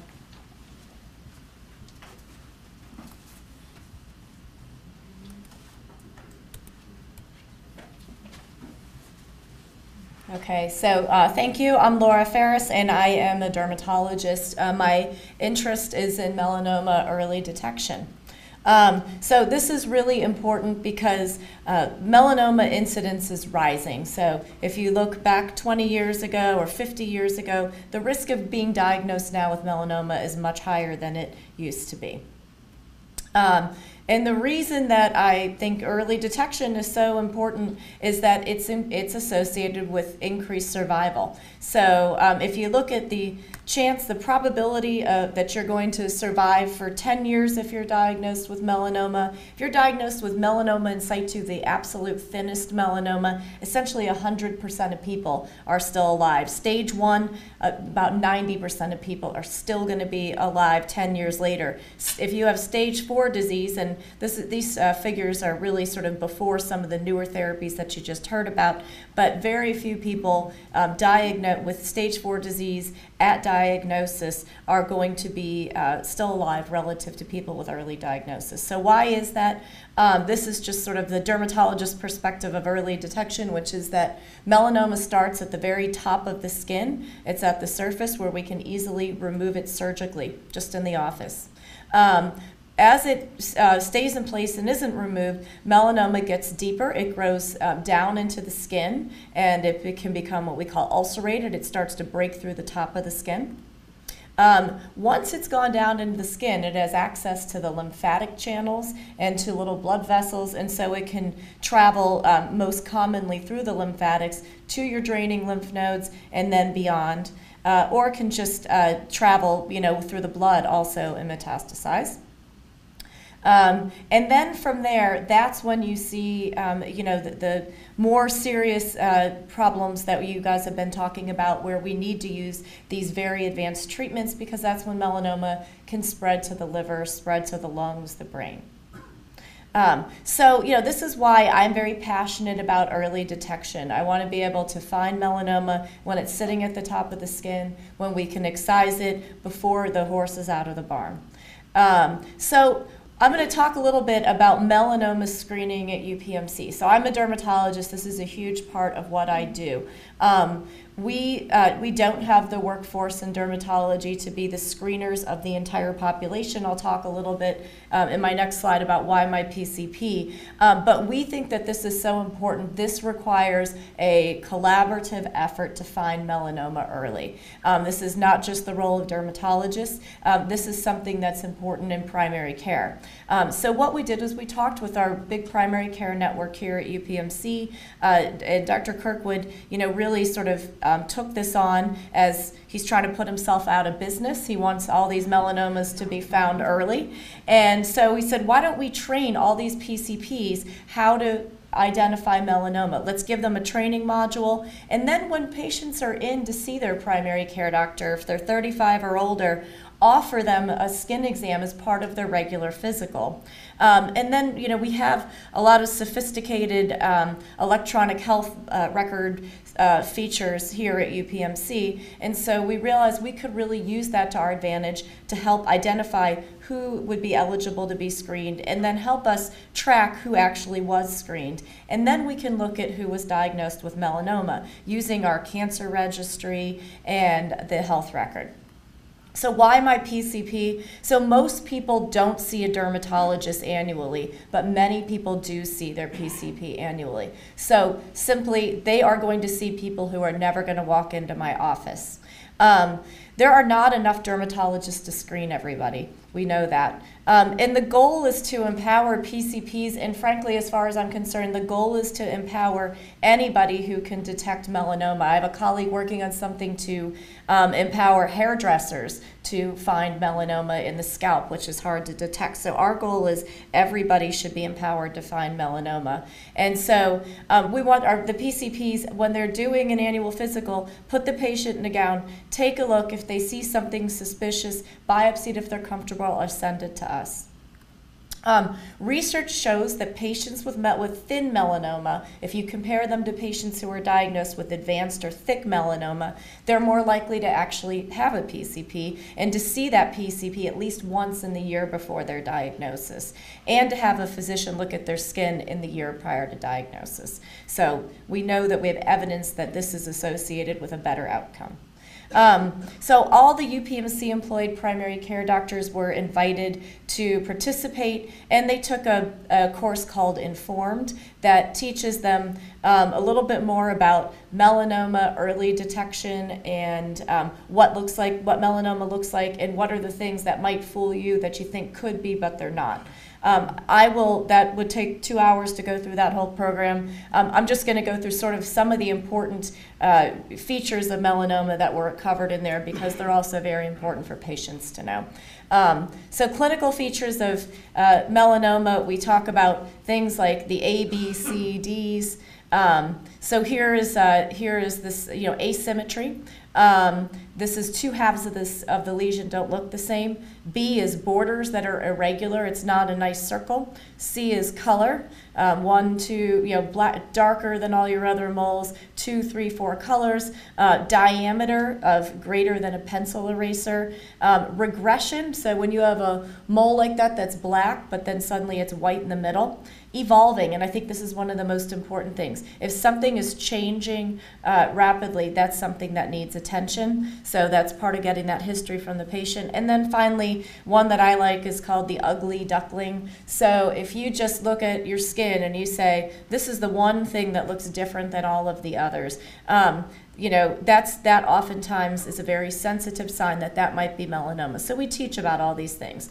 We also give lots of pictures of melanoma. So all of these things, all of these are melanomas in this slide. They all look different from each other. And part of it is just seeing lots of examples to be better at diagnosing. So how did we do this? This is an example of the health record. And what you can see here is when you go see your primary care doctor, it will, based on your sex and your age, you'll have a list of you know, health maintenance modules. So if you're a woman over 50, it may say, hey, you're due for a mammogram, or you're due for a colonoscopy, or you're due for a flu shot. Well, we put on there you're due for a full body skin exam if there isn't one in the chart from a year ago. And then the PCP doesn't have to write a long note and do a bunch of paperwork. All they have to do is click, I did it, done. And it goes into your record as we know it's done and we know what date it was done. That means that then we can, you know, we can not only identify who needs a skin check, but we can also harvest the power of our electronic health record. We can look and say, here are all the people who were screened. Here's the date that they were screened. We can go back and figure out among people who were screened and not screened who was diagnosed with melanoma, and what was their age, what was their you know, other risk factors, things like that. So that's what we did. So this is just looking at the first year of data that we had. So if we look at all the people who were eligible, these were people 35 and older who came in and saw a UPMC primary care doctor. There were over 330,000 of them. Of them, over 53,000 were screened and 280,000 were not. Now that may just mean that those people were in there because they were really sick with something else and that wasn't the time to address it. They were fairly little more females, but more balanced in terms of men than other screening studies have shown. Their age was around 60 years old. Most people were white, but actually the breakdown very much matches what we see in our patient population. And then what we did was we looked in everybody who was screened and everybody who was not and said how many melanomas were identified and how thick were they. So what we found was that there were 50 in the people who were screened and 104 in the ones who were not. So remember, most people in this set would have not been screened. And then we looked at what percentage of those were in situ, that very thinnest, basically 100% survival range, and about half of them were in the screened group, but only about a third were in the unscreened group. We also looked at how thick they were in millimeters, so many of you are probably very familiar with that. You get a Breslow thickness, and what we found was that the melanomas in the screened patients were thinner than those in the people who hadn't been screened. And then we looked at, you know, what we really worry about is melanomas thicker than a millimeter have the higher risk of metastasis, and so we looked and said, how many people in the screened group ended up being diagnosed with one of these higher risk ones versus in the unscreened group? And what we found was that the incidence was much, there were very few cases of thicker melanoma, only 3 thicker than a millimeter in the screened group, whereas we had over 20 in the unscreened group. So, you know, looking at these numbers, basically the risk of having a thin melanoma or the chance of having a thin melanoma is much higher if you were screened. The other thing I'm just going to sort of close with is the reason I wanted to show you guys the ABCDs is not just to say this is how we train people. It's actually really important for you to know too. So it is recommended that you do skin self-exams. You know, look at your own skin, be familiar with what's on your skin, what's normal for you, and then what's new. Because we know that having regular skin self-exams is associated with a decreased risk of having thick melanoma. And we also know that patients find about half of their melanomas. So this is not just something that we are, as physicians, we need to do. It's also something that's really important for patients to do. And this was one study that showed that if you looked at your skin just anywhere between 1 to 11 times a year, so that could be once a month, it could be once a year, your chance of having a thick melanoma goes down significantly. So when do I need a dermatologist? We are certainly always here, and we want to be on the front lines in the fight against melanoma. But if you've ever had a melanoma in the past, or if you've had several skin cancers, we consider you very high risk. You probably should be seeing a dermatologist regularly. If you have a strong family history of melanoma, that can be important. Some patients have a really tough exam. I mean, if you have hundreds of very atypical looking moles, you probably want somebody who is used to doing this day in, day out. That's a lot to ask a primary care doctor who's also trying to manage, you know, your blood pressure, your diabetes, everything else that's going on. And then if your primary care doctor finds a suspicious mole, they may want to refer you, or they may just say, you just are higher risk, I think you need a dermatologist. And then finally, I'm just going to end, because I can't not mention the importance of prevention. This was a study, you know, people have asked, does sunscreen, how do you know it really works? And so I just always like to bring up this study that was done. This was actually years ago. This was 2 groups in Australia with a much higher risk of melanoma in the population. One group was given sunscreen and said, put this on all your exposed skin every day. The other group was told, protect your skin from the sun like you normally would. And then what they did was that they just followed those patients and looked and said who had melanoma. And so what you can see is that the yellow group was not given sunscreen, and the numbers of melanoma that they get over the years goes up and up. And we see the blue group is the group that did get it, and we see that they do get some melanomas, but that line is lower, meaning there's fewer melanomas that they're developing. So overall, what they found was that the risk of melanoma in the group that was given sunscreen went down by 50%. They also looked at invasive melanomas, again, the ones that are the most likely to spread and kill you, and that risk went down by 73%. And the melanomas that did develop in the people with sunscreen were actually thinner. So this is just great evidence that sunscreen works, in addition to other things like hats and protective clothing. And then finally, you know, tanning beds and melanoma, you know, tanning beds do increase the risk of melanoma by 75%. Pennsylvania law bans tanning by people under 17. You know, please support that. Prevention is certainly always better than even early detection, and certainly more advanced therapies. So I will end with that and take any questions. Thanks. Thank you, Laura. So we've already got 5 questions, so I'll lead off with these questions. The first, which was actually the most recently gotten, is do you think that a melanoma appears because the skin in that area is weakened, or due to the sun exposure, or due to reduced immune resistance in that area of the skin?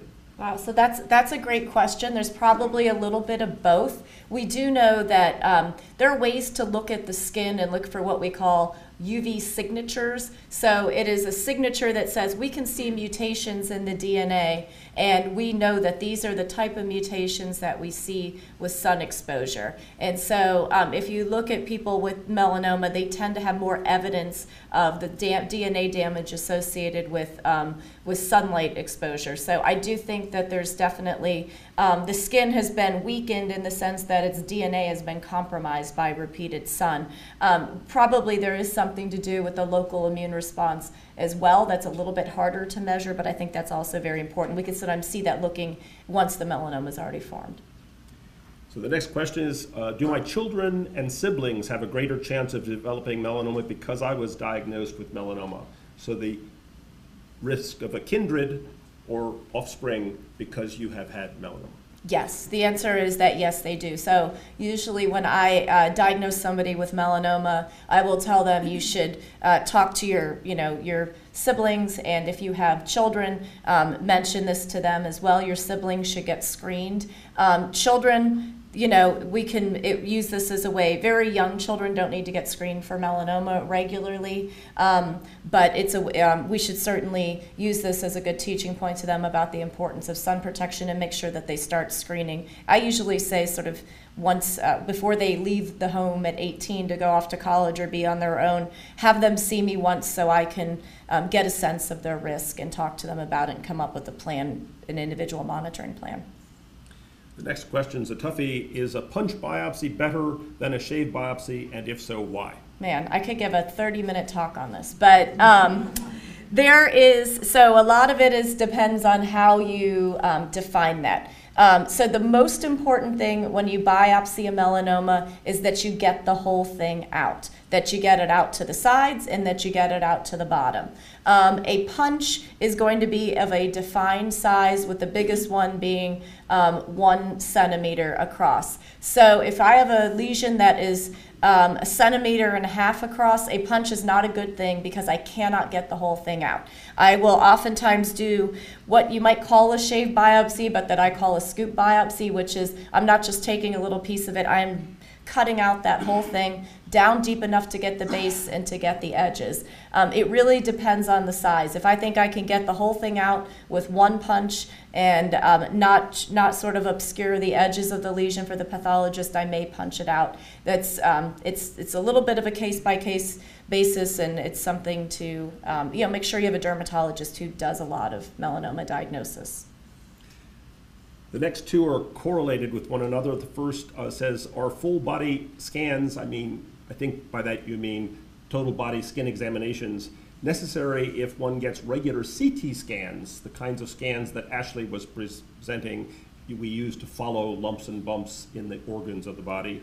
And the second part of that is, once identified with stage 4 melanoma, is a full body skin examination needed for my follow-up? Okay, so good question. So if you're getting a CT scan every 3 months, do you still need a skin exam? Yes. Your melanoma in situ or early melanoma will not show up on a CT scan at all. So that is still very important. Once you have stage 4 disease, do you need a skin exam?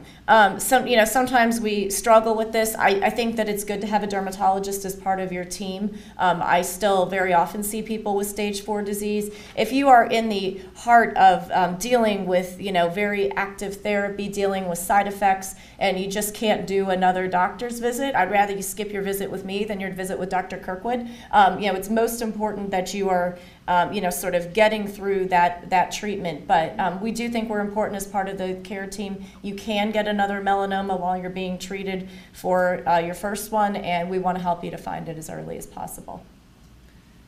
The last is, how does a melanoma develop without a skin lesion apparent?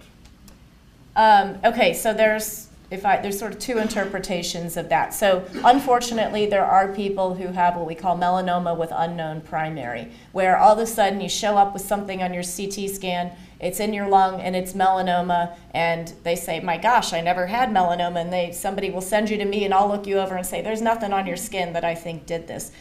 We don't really know exactly how that happened. It may originate on some other epithelial surface that's not visible. It also may be that you had something that was little, that it didn't look bad, but it obviously had very bad potential. It metastasized, and melanoma can actually regress. I showed you that picture of the melanoma that was white in the middle. That's regression. They can actually go completely away. So it may have been it was there on your skin, nobody noticed it because it didn't look that bad. It metastasized, and then the one on the skin regressed, but the one in the lung didn't do it. The other question could be, does every melanoma originate within an existing skin spot, like an existing mole? And the answer is no. A new spot can be melanoma, a changing mole can be melanoma. Excellent. Any questions that we didn't get? Last question. You indicated the study whereby people used sunscreen every day on exposed area skin. What about unexposed areas of skin? Is that a problem still?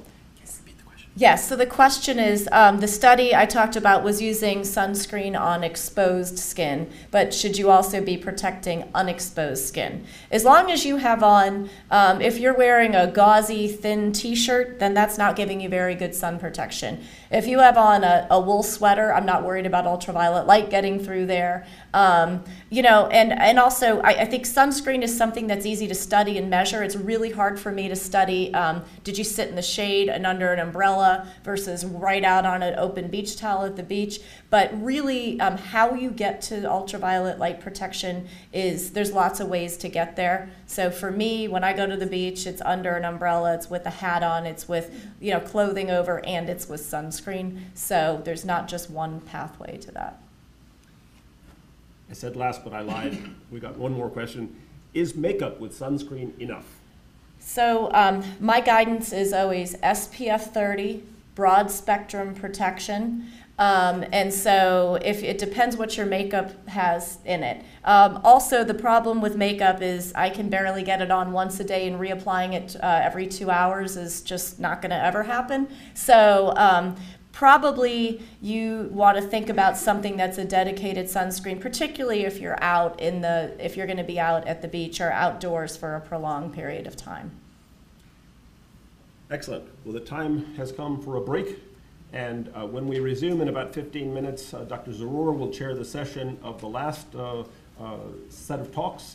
The message from Dr. Ferris: don't accept skin exams without being disrobed.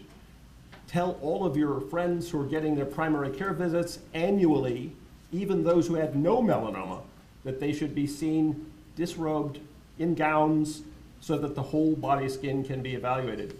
If you demand it, your physicians will do it. Thank you. Our patients do come and see us if you don't have a gown on, you should ask for one. Exactly. Hey there, how are you? Good, how are you?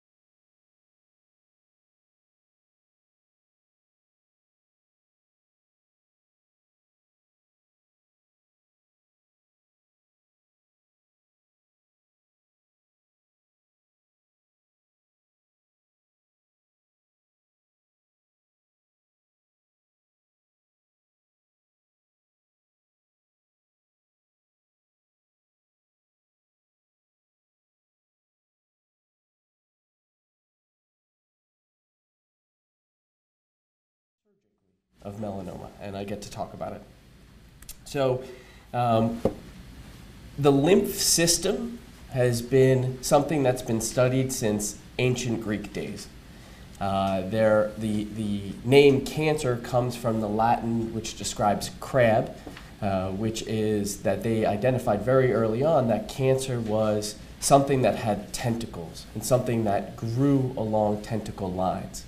And a Dr. Sappi, who studied lymphatics in the late 1800s, described lymphatic channels and described this relatively orderly drainage of skin along these lymphatic channels, and he tried to use that to predict where cancers would drain to. We've tried to take advantage of those things as we've evolved over time.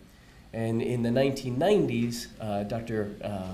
Don Morton and his group at John Wayne Cancer Institute identified that if they injected material, whether it's radioactive material or blue dye, in the skin around the area or the lesion of interest, that it will go along the lymphatics to the area or the lymph node that's draining that lymph node. And they call that the sentinel lymph node, the first lymph node. Now I'm going to digress just a little bit from melanoma and go to breast cancer. So there is different ways of thinking about tumor spread.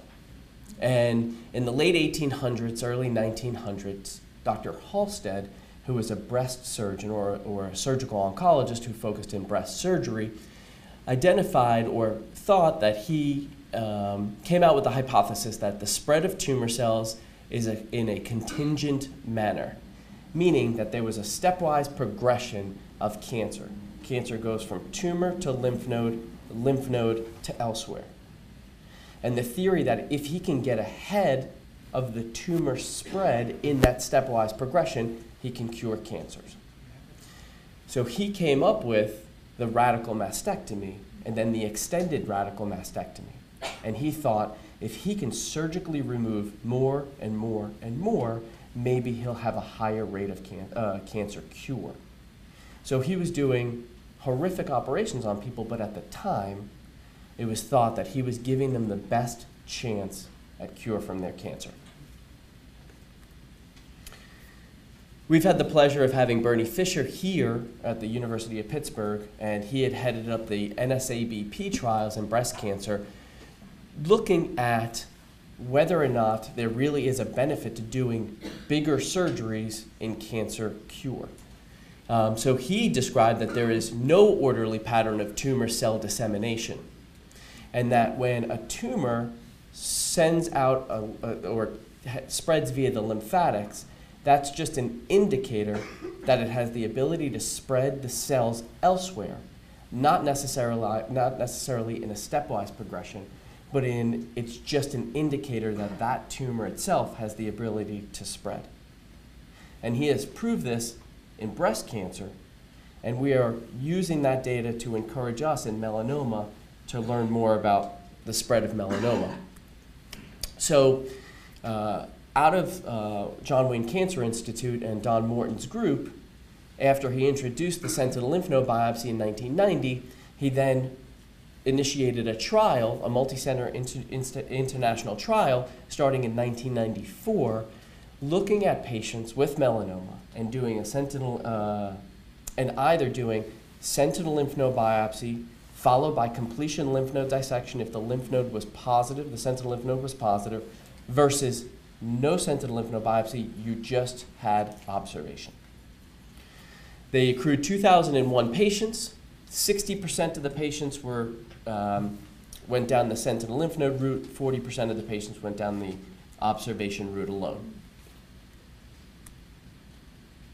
They monitored the patients post-operatively or post-diagnosis, and it was clinical exam, blood tests, and chest x-ray every 3 months for 2 years, then every 4 months for 3 years, then every 6 months for years 4 and 5, and then yearly from 6 to 10, which is very similar to the way that we continue to follow people today. And what they identified in looking at the entire group, there was no difference in disease-free survival or melanoma-specific survival in the entire group. of 2,000 patients.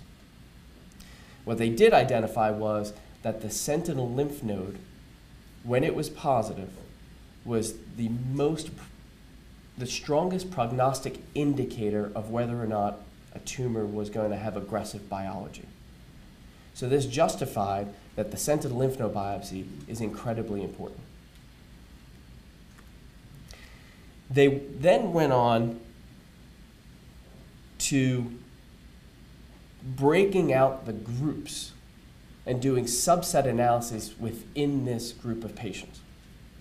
And what they identified was that in the intermediate thickness group, 1.2 millimeters to 3.5 millimeters in depth, if you had a sentinel lymph node biopsy positive tumor that went on to completion lymph node dissection versus no sentinel lymph node biopsy, but then you went on to develop axillary draining lymph node positivity, that there was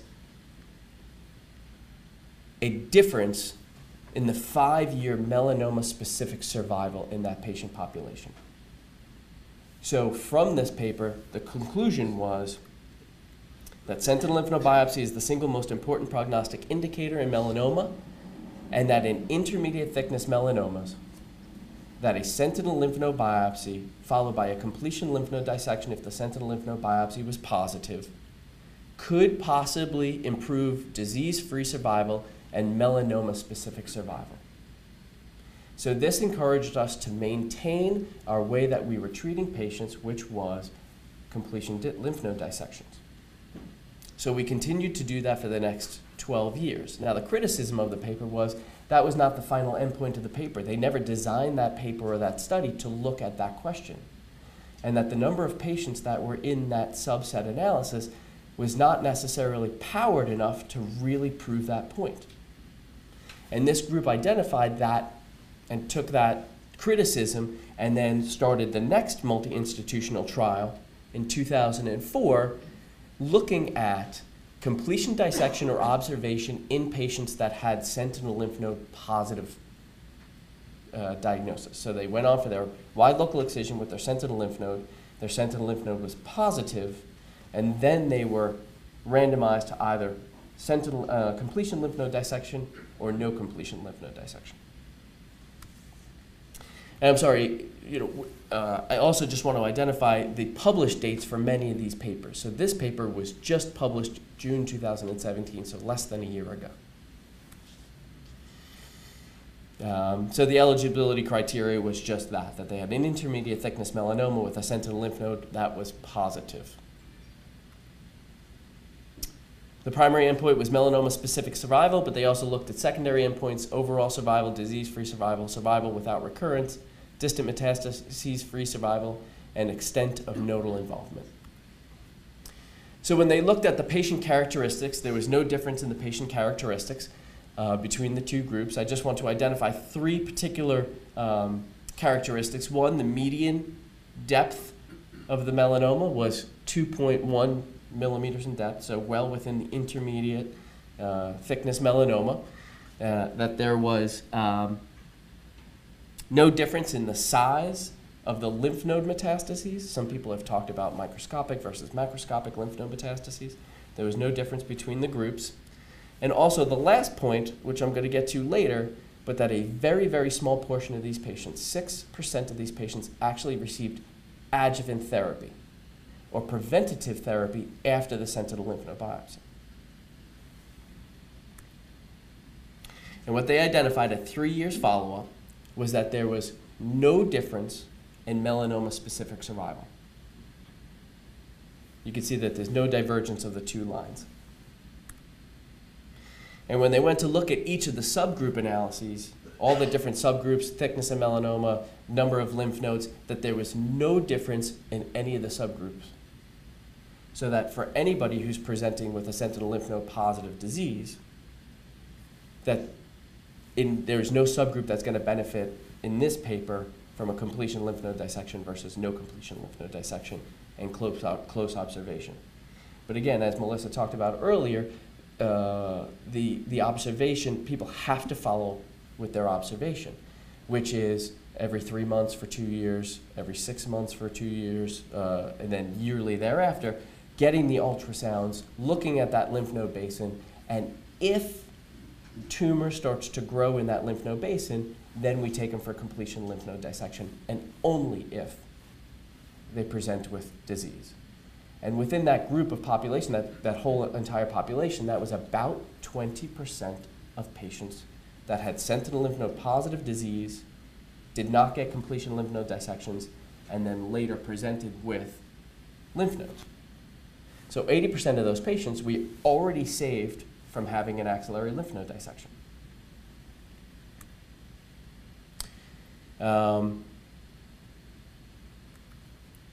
So there was also no difference in distance metastases-free survival. There was the question that, does a metastases metastasize? So if we left that lymph node in, or the possibility in that 20% of patients that we left that lymph node disease in and allowed it to grow, did that have a chance to then spread? That stepwise progression, and there was no difference in distance disease-free survival as well. Now, there was a dramatic difference or significant difference in the adverse events when somebody had a completion lymph node dissection versus no completion lymph node dissection. They had a lymphedema rate of 25% in the patients that went on to get their completion lymphadenectomy.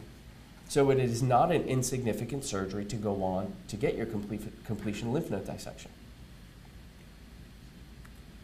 So the conclusions of that paper was immediate completion lymph node dissection does not increase melanoma-specific survival.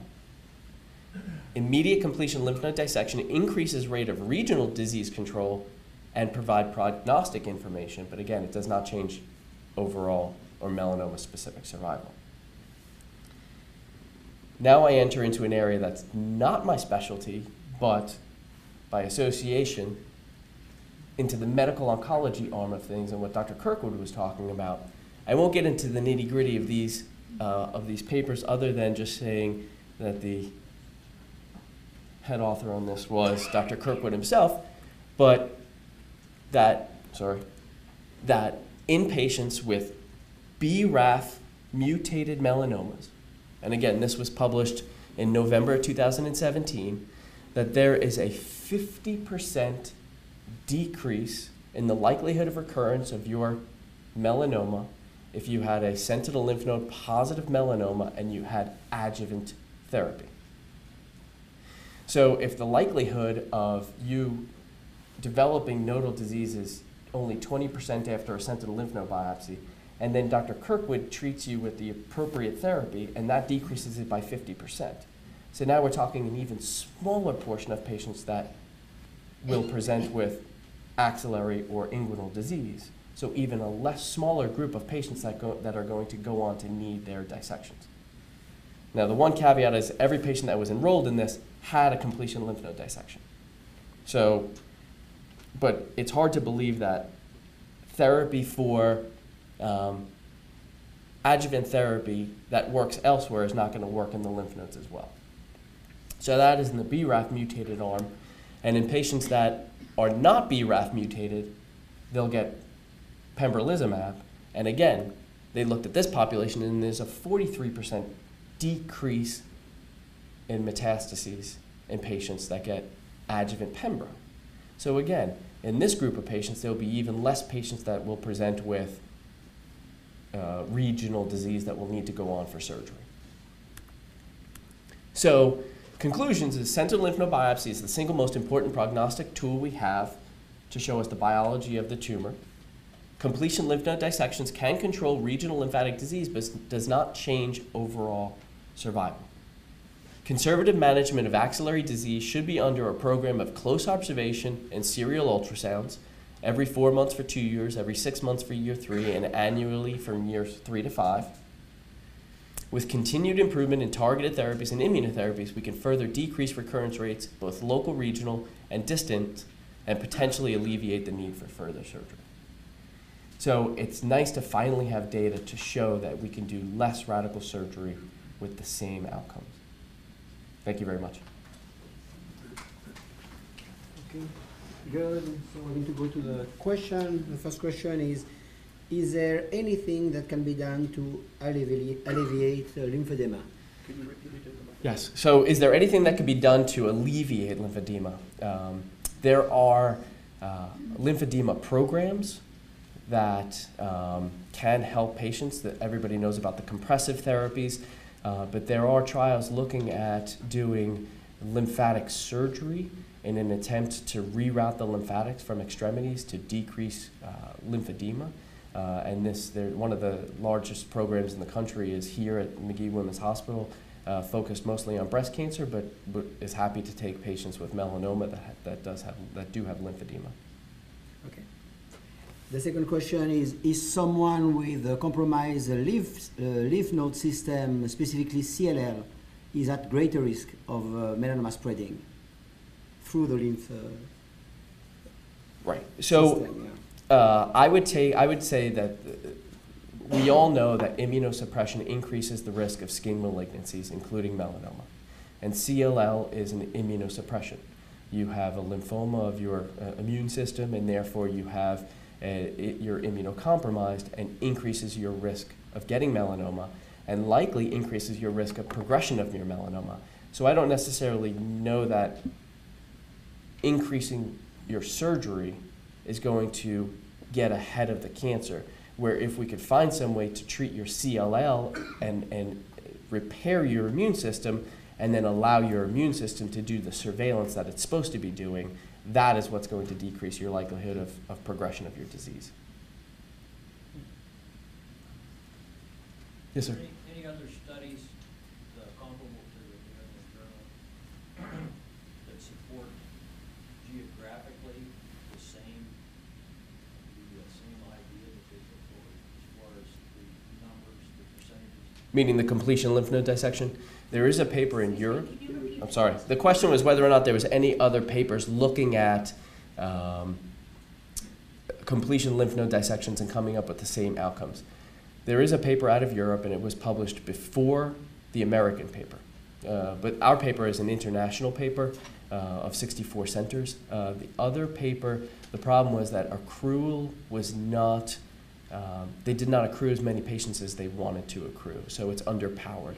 But it came up with the same conclusions, but it's an underpowered paper. So it was not a paradigm-shifting, practice-changing paper. It gave us a prelude to what we believe was going to come out of MSLT2, and we discussed it, but we didn't change our practices based on it until MSLT2 came out. Yeah, so you need to understand, this is a multi-center trial, right? So involve a multi-center in the US, some authors are from Italy, so European center, very active, multiple group in Australia, so you really cover all over the world, right? Back to the lymphedema, lymph nodes were removed and we were told not to have any blood pressure or needle sticks in that arm. How important is that? It is. Yeah, sorry. The question is, how important is it to avoid any type of blood pressure cuffs or blood puncture, veiny punctures in the extremity that has lymphedema? It is best to avoid that, especially if you have other access sites. But if that is the only site for access, there is really no proven data to suggest that you can't use that extremity for veiny punctures, blood draws, or blood pressure cuffs. Now, usually there's other access points, so it's best to avoid that extremity, but it's not an absolute, as it used to be described to patients. As a follow-up to that, why not? Why is it a problem? Why avoid it then?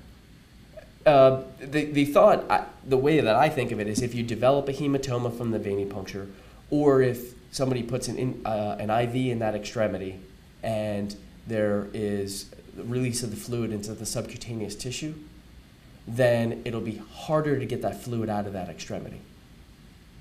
But it's not impossible. You just have to continue doing the extremity elevation, extremity pressure, and that lymphedema will go away.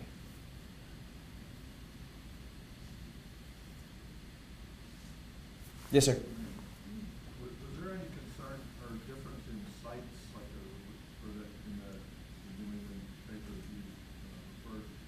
far as like a submucosal melanoma versus other sites of occurrence? Does it make any difference? The question is was there any difference in the location of the primary tumor with regards to the lymph nodes?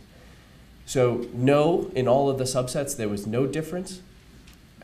Oftentimes the primary tumor characteristics is what's going to tell you the overall aggressiveness or behavior of that tumor.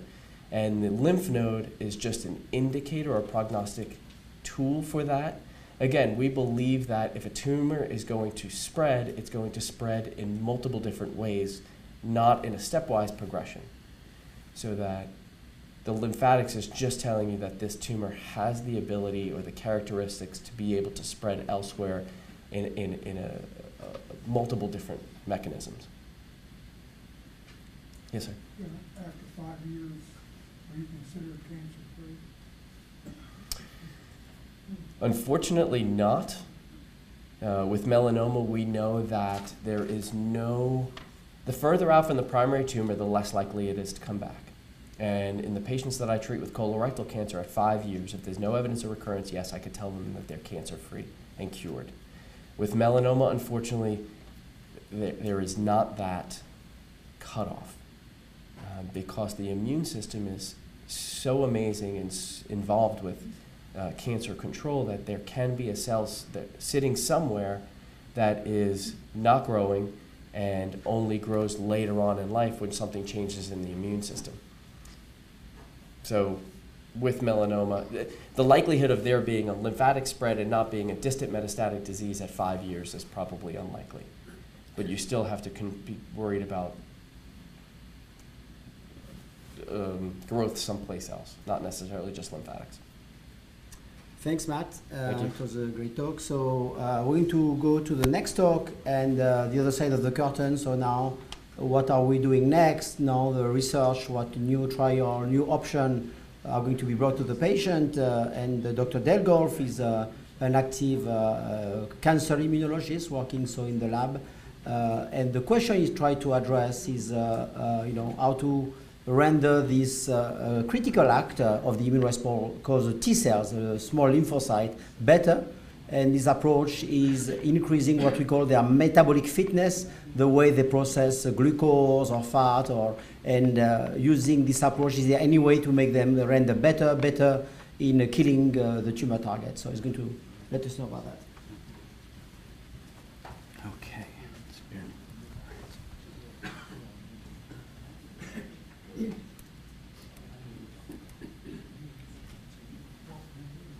Thank you, Dr. Zaror, for that introduction. I'm going to be changing gears a little bit here, as he mentioned, and I'm going to be talking a little bit about the science. As you can see, I am not an MD. I'm a PhD. I hang out, indeed, on the other side of the curtain, where we're trying to figure out how your immune system works, how does it react to developing neoplasia, and how can it be reinvigorated for cancer therapy. And as Hassan mentioned, I take an approach that's a little bit unique, but one that we have found is very complementary in a number of different systems. So I hope that this can be a little, that this can be helpful. This is the first time I'm giving this talk, so I also appreciate any critiques. So immunotherapy is exciting, and I think it's most exciting in melanoma, and this is why it's something that's very interesting and also important to study. But it's now clear that in most cancers, this is new information. This is new appreciation, I think, for this, that the immune system is alerted to cancer at an early stage, and that by the time clinically apparent cancer is present, it's not because the immune system didn't see it, but that the immune system tried and failed. That it had been controlling that cancer, but that ultimately it failed. And so immunotherapy attempts to reawaken or augment that immune response in order to promote tumor regression. And as everybody in this room probably knows, when immunotherapy works, it's very exciting. It's rapid and durable, but the issue is that it does not help all patients. So understanding how the issue is that our understanding of how the immune system works inside the tumor, at the business end of the immune response, is still unclear. We don't fully understand how the immune system works inside tumor tissue, as opposed to anywhere else in the body. So understanding how that works, that mechanism, can help us reveal new ways to bolster that response. So the more science we do, the more ideas that we're going to have about how to change that environment. So how does immunotherapy work? Understanding a little bit, now that's a big question that maybe a lot of people don't know the answer to. No one really does know. We have a few ideas, but because we don't understand how the immune system is regulated in that tumor tissue, it's a little bit, there's still some mystery, okay? So we explore the T cell as kind of the master and commander of the immune response. So that's kind of what we study the most of, at least in my lab, but in most labs. Now, immune cells, like T cells, they work by receiving signals. They are just like like anything that is involved in kind of routing information. They get signals from their environment and they make decisions on how they do things. Now, they need to receive multiple signals and make decisions because they're very, very good at their job. If you have an infection, you want to make sure that you get rid of every last infected cell, right? You don't want that infection to spread. So they're very good killers. So we really want to make sure that we don't have too much T cell activity. So they have to have a lot of signals that tell them what to do. Now, cancer cells look odd. Okay, they look different than normal cells. So a melanoma cell looks very different than a melanocyte, even though they're derived from the same tissue. There's things about it that can turn a T cell on. So this is like an accelerator, okay, that it stimulates the immune system, and then that T cell, which is interpreting multiple signals, gets a go signal from that cancer cell, okay? But the issue is that it's still yourself. That melanoma, even though it's a little bit different than a melanocyte, it's still a lot like you. And we don't like to attack our own tissues. So there's also brakes. So tumor cells have evolved and learned to turn on the brakes of the immune response and turn off that signal. So different immunotherapies seek to change this balance of signals, okay?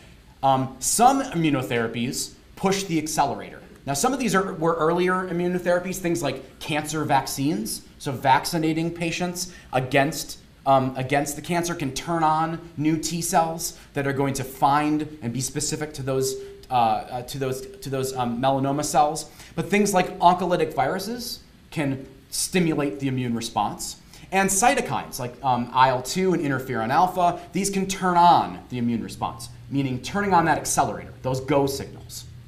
And of course, some of the exciting immunotherapies that are a little bit newer are things like Opdivo and Keytruda, which block the stop signals that take the foot off the brake of the immune system.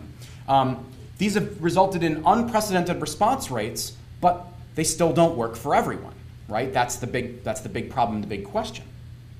So there's accelerators and there's brakes. So where my interests are in the lab is that accelerators and brakes don't matter if there isn't any gas in the tank, okay? That the go and stop signals don't matter if there isn't any fuel for those T cells to do their job, okay? So that's what we study in my laboratory. Fueling immunity, how do we make that happen? How do we utilize that knowledge to understand what's going wrong in cancer? So most immunologists study T cells in a dish. Take them out, you put them in vitro, okay, so in a petri dish, and you put them in a rich kind of nutrient broth, and you give them everything they need to do their job, and you ask questions. However, when T cells are working inside of a body, they have to live off the land. They can only do what they have access to, okay? So if you're in a place where there's not a lot of food, it's gonna be tough to do your job. If you forget lunch when you go to work, it's tough to make it through to the end of the day, right? So that's a little bit of an issue. So when a body gets an infection, this really isn't a problem. Most tissues have plenty of food. There's all kinds of nutrients for T cells to use. So if you get an infection, the T cells can get in and they can do their job. But the difference is that in cancer, those tumor cells are dividing uncontrollably. They keep growing. They never stop. They don't die. and they don't stop growing. And so that depletes that environment of nutrients. Okay, there's not a lot of oxygen there. There can be lower levels of sugars and fats. And so it becomes a place that's kind of like a desert. So you're asking, this is a clip from Lawrence of Arabia, by the way. So this is like a couple of soldiers marching in the desert. You're asking them to live off the land, but there's no fuel. So this might explain why some patients may not respond to immunotherapy. They simply may have less nutrients in their environment. So even though you're taking the brake off the immune system, there may not be any fuel in the tank. So that's kind of the idea behind the laboratory. If a tumor is exceptionally hungry, there may not be enough fuel to do the job. Okay, so how do we study this? Well, we study this not by stimulating our T cells in vitro and looking at a rich broth, but rather looking at T cells directly from tumor tissue and asking what is their metabolism. So you may remember from your science classes way back in the day that the powerhouse of the cell is the mitochondrion, right? So this is an electron micrograph of some of these cells. I don't have a pointer, but you guys can see it here. Oh, I can barely see it. So this idea, oh man, maybe I do have a pointer. Sorry, I'm used to pointing at things. There we go. This is a mitochondrion, right? It's this structure that's very, very kind of, it's got all these invaginations. This is where your energy comes from in your cells. So if we look at healthy blood T cells, that's what they look like, okay? But what we did is we profiled the metabolism of T cells, how they did their chemistry to stay alive, not just from healthy donor blood, but also from T cells that were inside the tumor. Okay, these are from patient biopsies as well as in preclinical animal models. And here's what they look like. Here's what their mitochondria look like. You can see they're really small. They have no structure. So there are fewer of them, and they're super, super small. So they have less ability to eat sugar, and they have smaller and fewer mitochondria, and those are what you need to provide energy to the cell. So in other words, T cells that infiltrate into tumors are repressed metabolically. So we were lucky enough to be here at the Hillman Cancer Center where we were able to profile multiple different tumor types and comparing the amount of mitochondria in T cells from head and neck cancer and in melanoma, looking at patient blood compared to their tumor. And I hope what you can see here in these two graphs is that, generally speaking, most patient T cells lost mitochondria when we isolated them from the tumor versus the ones that we got from their bloodstream. Okay? So something about that environment is causing them to starve, those T cells. However, what we did notice was that some patients lost a lot of mitochondria in their tumor. So each one of these lines represents a patient, okay? And it's comparing the blood to the tumor. Some patients lost a lot, whereas other patients lost a little. Okay, so what we were wondering was, does the degree of the loss of these mitochondria, these energy producers, does that give us clues as to whether or not somebody might respond? If there's gas in the tank, those patients may be able to respond better when we take the brake off. Okay, so what we did then is we analyzed mitochondria in patient T cells from biopsy samples obtained before patients went on immunotherapy. So this is Opdivo or Keytruda. And here's what I hope you can appreciate. These are blood from healthy donors. There aren't any matched. They're not matched in this particular experiment. But we just measured the mitochondria in their T cells. And what you can see here is that if a patient went on to progress, to not respond to immunotherapy, it turned out that the T cells in their tumor had less mitochondria than patients that went on to respond to immunotherapy. Meaning, if inside your tumor T cells had gas in the tank, meaning mitochondria, they were better primed. They had more energy to respond to that immunotherapy. So thus, a T cell being able to meet its metabolic needs is an important consideration. So this is all interesting, maybe scientifically, maybe interesting from the perspective of a biomarker, but of course, it just tells you maybe you might respond better, maybe you may not respond better. But of course, what is more important is whether or not we can change. Can you change the metabolism of T cells such that you can turn the non-responder into a responder? Is there a way to give fuel to T cells in the tumor? So how can we provide nutrients to tumor-infiltrating T cells? Well, I can't just put everybody on a super high-fat, high-sugar diet. You can't just give more nutrients and just hopefully expand. If a bully is taking away your lunch, right? So you send your child off, hopefully, and the bully takes the lunch, right? Putting more lunch in the lunchbox isn't going to help, right? You're just going to feed the bully, and that's exactly the problem. Tumor cells are hungry, and they're always hungrier than immune cells. So just putting more nutrients into the system is just going to feed the tumor. So it has to be specific. How do you specifically deliver nutrients to the T cell? So we have two ways to think about it.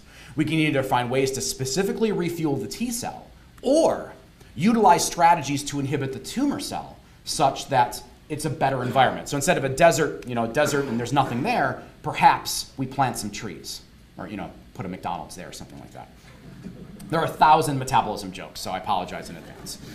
So what we do in the lab is we test our strategies in animal models of melanoma that do not respond to the mouse versions of Opdivo and Keytruda. Okay? We want to see whether or not we can turn a non-responsive tumor into a responsive tumor using mouse models.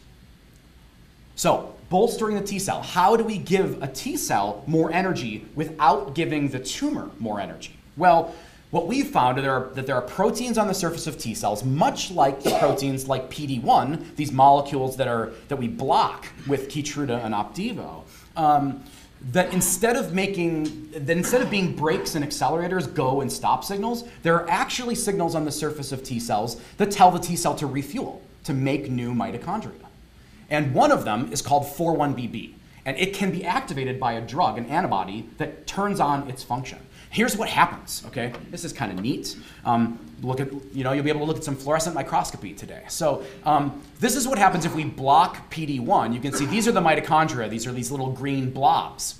And what we found is that if we stimulate through this refuel signal, the mitochondria start talking to each other. They network with one another, and they start making new ones. So they're just like power grids. When you put multiple power grids together, the efficiency of each individual one works better. So this signal was super important. When we then treated mice with, remember, this is a model that does not respond to the mouse version of Keytruda or Opdivo. Just refueling the T cell alone was not enough. You had to still stimulate it by blocking this break, but these two worked together very, very well. They synergized, and that's about 75% of the mice that we treated went on to respond, and a large proportion of these, about 90% of these responses were complete.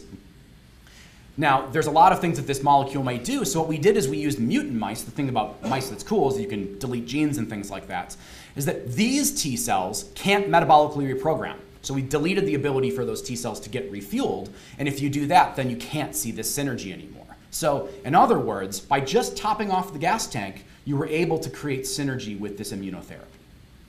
So that's kind of neat, right? But the other thing that we can do is change the environment. Instead of bolstering the T cell, we can think about how we might be able to change the tumor microenvironment. So we also look for strategies that allow us to selectively target the tumor cell metabolism and thus making the tumor less hungry, okay? So it's not as bad of a place. Because mitochondria use oxygen, that's what they do, that's how you consume oxygen in cells. We tested drugs that inhibit tumor oxygen consumption. I won't get into the details, but one drug that we utilize in the laboratory and now in the clinic is this drug called metformin. It's actually a common type 2 diabetes medication. But it causes tumor cells, but not T cells. It's specific to consume less oxygen. So if we measure the oxygen consumption of melanoma cells, if we treat them with metformin, they stop consuming oxygen, which is kind of neat. If we treat that same tumor-bearing mouse with metformin, this is a dye, more fluorescence microscopy for you. This is a dye that stains low oxygen regions, so hypoxic regions. You can see that there's less areas of low oxygen in mice that we have treated with this drug. And finally, if we do that same kind of experiment we did before, block PD-1, but then we add metformin, we can get the same kind of synergy that we observed. So we can either bolster the T cell or we can change the environment. and make it an easier place for those T cells to live. What's really exciting about this particular combination is that we're now running this clinical trial in melanoma, combining this metformin molecule and Keytruda, pembrolizumab. And we're running it here. I think it was alluded to earlier today, which is very exciting. So I'll wrap up briefly here because I probably talked too long already. Sorry about that. I can be verbose. But when considering bolstering the immune response to cancer, it's important to think about how T cells might be metabolically bolstered as well. We have to think about how to refuel T cells as well as turn them back on. Some drugs may help provide nutrients to T cells, or some may act on the tumor and make the environment a better place to be.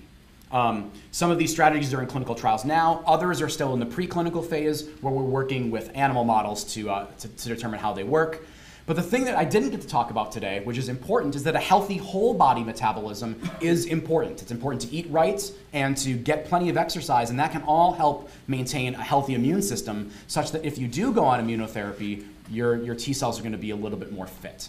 I'd like to thank the people that helped me in the lab, but the one is, yeah, we're a crazy group of folks. But the thing is that all of these studies are enabled by patients and their families. By these little dots that appear on these graphs are because patients are so giving of their time and their tissue so that we can do this kind of science and design new therapies.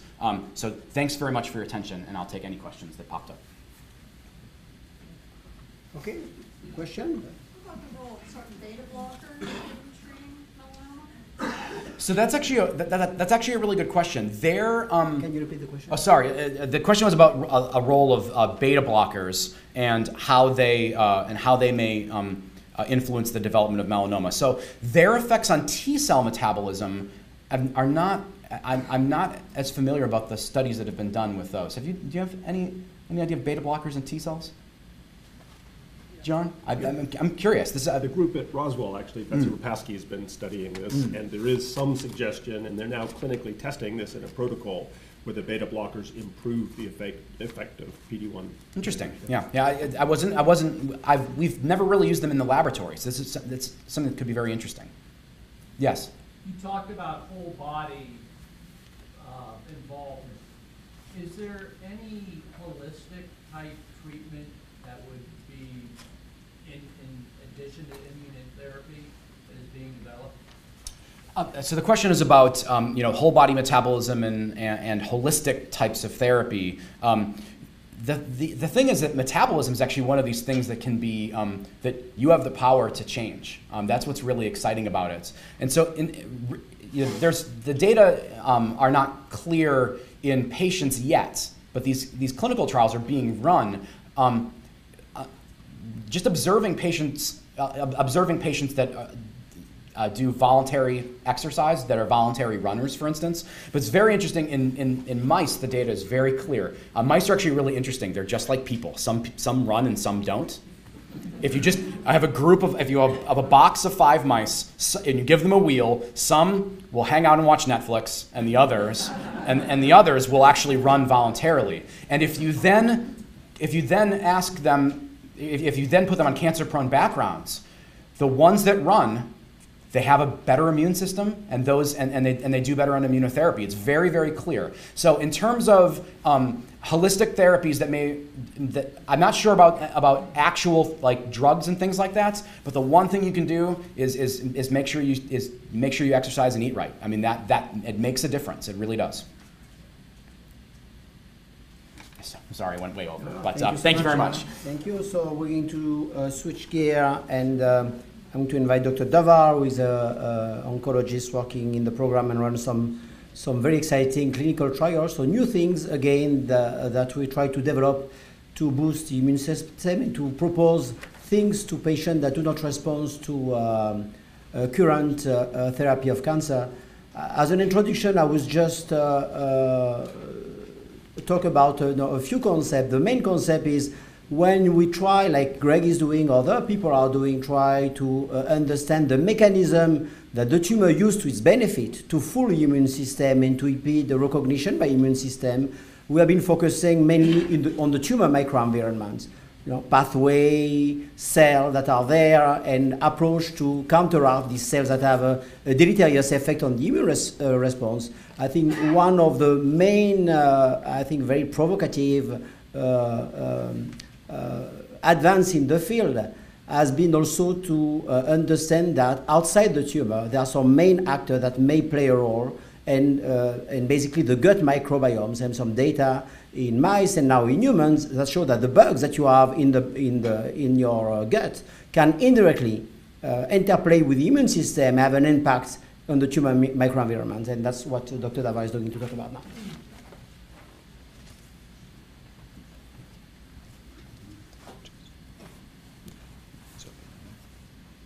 So, this one? Okay. Oh.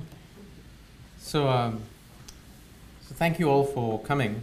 In the theme of Greg's talk, to the point of that you're really what you eat. This is really talking about some of these new approaches that we've now developed that influence how, for example, something that people never really thought might be important, which is your diet.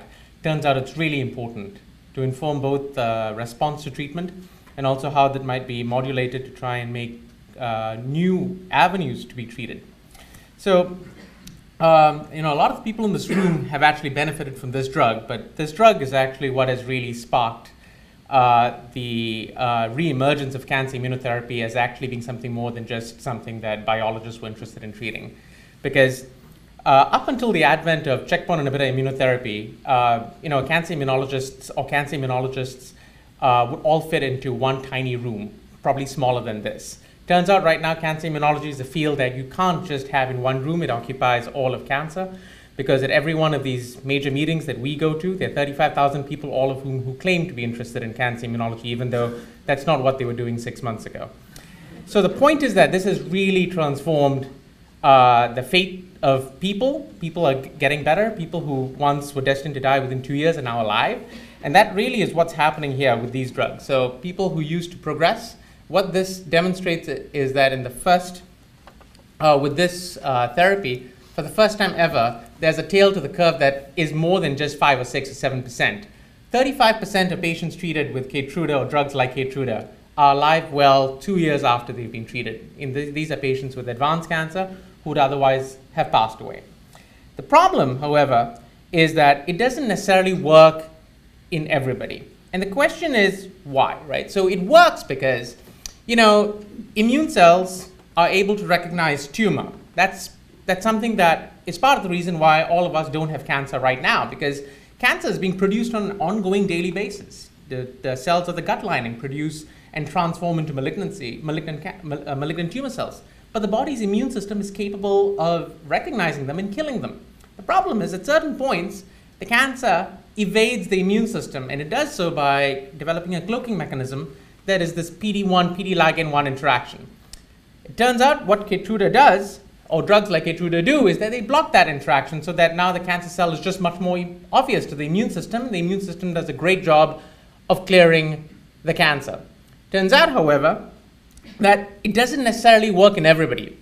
1, the immune system doesn't always recognize the cancer.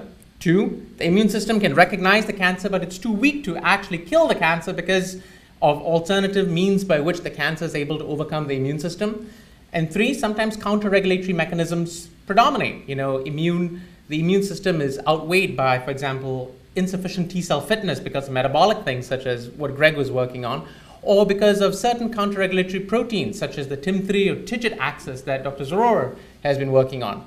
But one thing that we have really discovered over the last couple of years that is particularly important is the fact of the host, that is the individual who has cancer, that prevents their treatment from actually working as well. And these include many factors: stress, hormonal disturbances, how much money your wife spends on a credit card. But really, one very, very important factor is actually the microbiome. And so that's sort of summarized in this slide. But where the microbiome comes into play is the microbiome is kind of huge, okay? So the microbiome is basically 10 to the 13 bacteria. For somebody who's trying to comprehend what 10 to the 13 is, it's more money than Donald Trump has. It's basically the amount of money in the national debt which means if you had 10 to the 13 dollars in dollars, you'd be richer than any man ever alive, and probably all these people, these rich people bunched up. So it's 10 to the 13 bacteria, all inside your gut at any given time. These bugs comprise, they do a whole host of things. They actually help you metabolize the food that you eat. They actually help metabolize the drugs that you consume. They produce vitamins. If you don't have certain gut bacteria, you cannot have enough vitamin K, for example. It's actually one of the bacteria that's required for the conversion of vitamin K precursors to vitamin K. They're implicated in all sorts of diseases, from obesity to certain immune diseases to autism. And what we've been working on is just how this link is in the context of cancer. The link between the Western diet and all sorts of immune diseases is really well known. There's actually a fantastic paper out of the Stanford group. What they did was they studied this group in sub-Saharan Africa that do not have access to standard diets. They hunt foragers for the vast majority of the year. Then for 3 months out of the year, they have access to a road that allows them to go into the main capital. And for those 6 months of the year in which they do not have access to the main capital, they're basically eating berries, tubers, roots, and leaves, not McDonald's, right? And during those 6 months of the year, their blood pressure is lower, they are thinner, and their gut bacteria have a certain profile. For those 3 months of the year in which they have that access to that road, and they start trucking in and going to the main capital of that sub-Saharan country, their metabolism completely changes. They become a little fatter, their gut bacteria change, and they start having higher levels of blood pressure and pre-diabetes. So the point is that there's a clear link between the diet, the microbiome, and certain diseases. But as it turns out, what we recently found out is that this set of diseases includes not just inflammatory bowel disease and diabetes and stuff that we all care about that's important, but what we most care about is that there's a huge link with cancer. And so what people have been trying to study is, in the context of cancer, where does these bugs play a role? I mean, is it important in just the development of cancer, or is it actually linked to checkpoint inhibitor therapy? So it turns out that there have been 5 separate studies that have evaluated the role of the microbiome in mediating response to immune therapy. Suffice to say, what we now know is that certain species that are commonly identified, the degree of overlap between all these studies is variable, and there are lots of differences between the definition of a responder and non-responder between all these studies, as well as the sequencing and the bioinformatic pipeline and so on. But the point is, certain species are common to responders and certain species are common to non-responders. Now, the direct proof of concept between the immunological side effects of these bugs and the presence of these bugs is indirect, it's not direct, but that's what we're working on. And so what we now know is that, there are certain things that are good. For example, the presence of certain bacteria here, and there are certain bugs that are not so good, and that's the bugs on the right. And what we're now working on is whether or not these bugs actually make a difference. So what we did over here is that some of you have really been very helpful here. So this is sort of the theme that we're trying to echo here, is that this research is very patient-centric and honestly, very patient-dependent. So when we ask you for those stool samples, trust me, we are actually doing a lot of things with it. We're not just collecting it and the shit doesn't just end up on a shelf somewhere. This is actually being analyzed. And the proof of that is here. So we actually took these samples, and it turns out this is very, very valuable poop, because these samples came from 2 cohorts of patients. One, some of you who've had outstanding responses to checkpoint inhibitor therapy, and some of you who've been on a clinical trial that we led out of here, that Dr. Zoro got a big round for. And we actually took these samples from you guys. You guys gave us the samples. Some of you were more recalcitrant, some of you were less recalcitrant.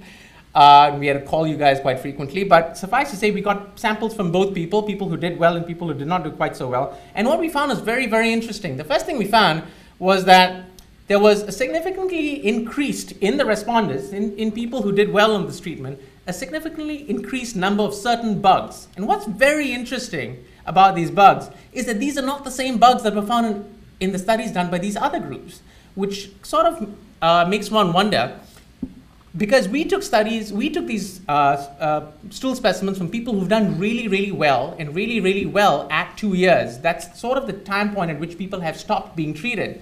And these people who've done really well have now actually stopped treatment or about to stop treatment.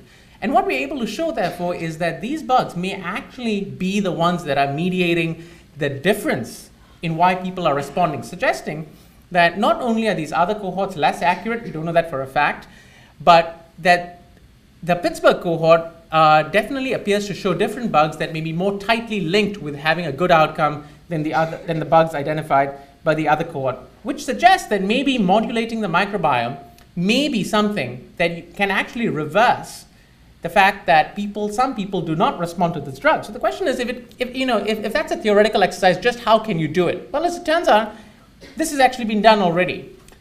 Modulating the microbiome is not exactly a new exercise, at least in the context of certain infections, especially a really, really bad hospital-acquired infection known as C. diff.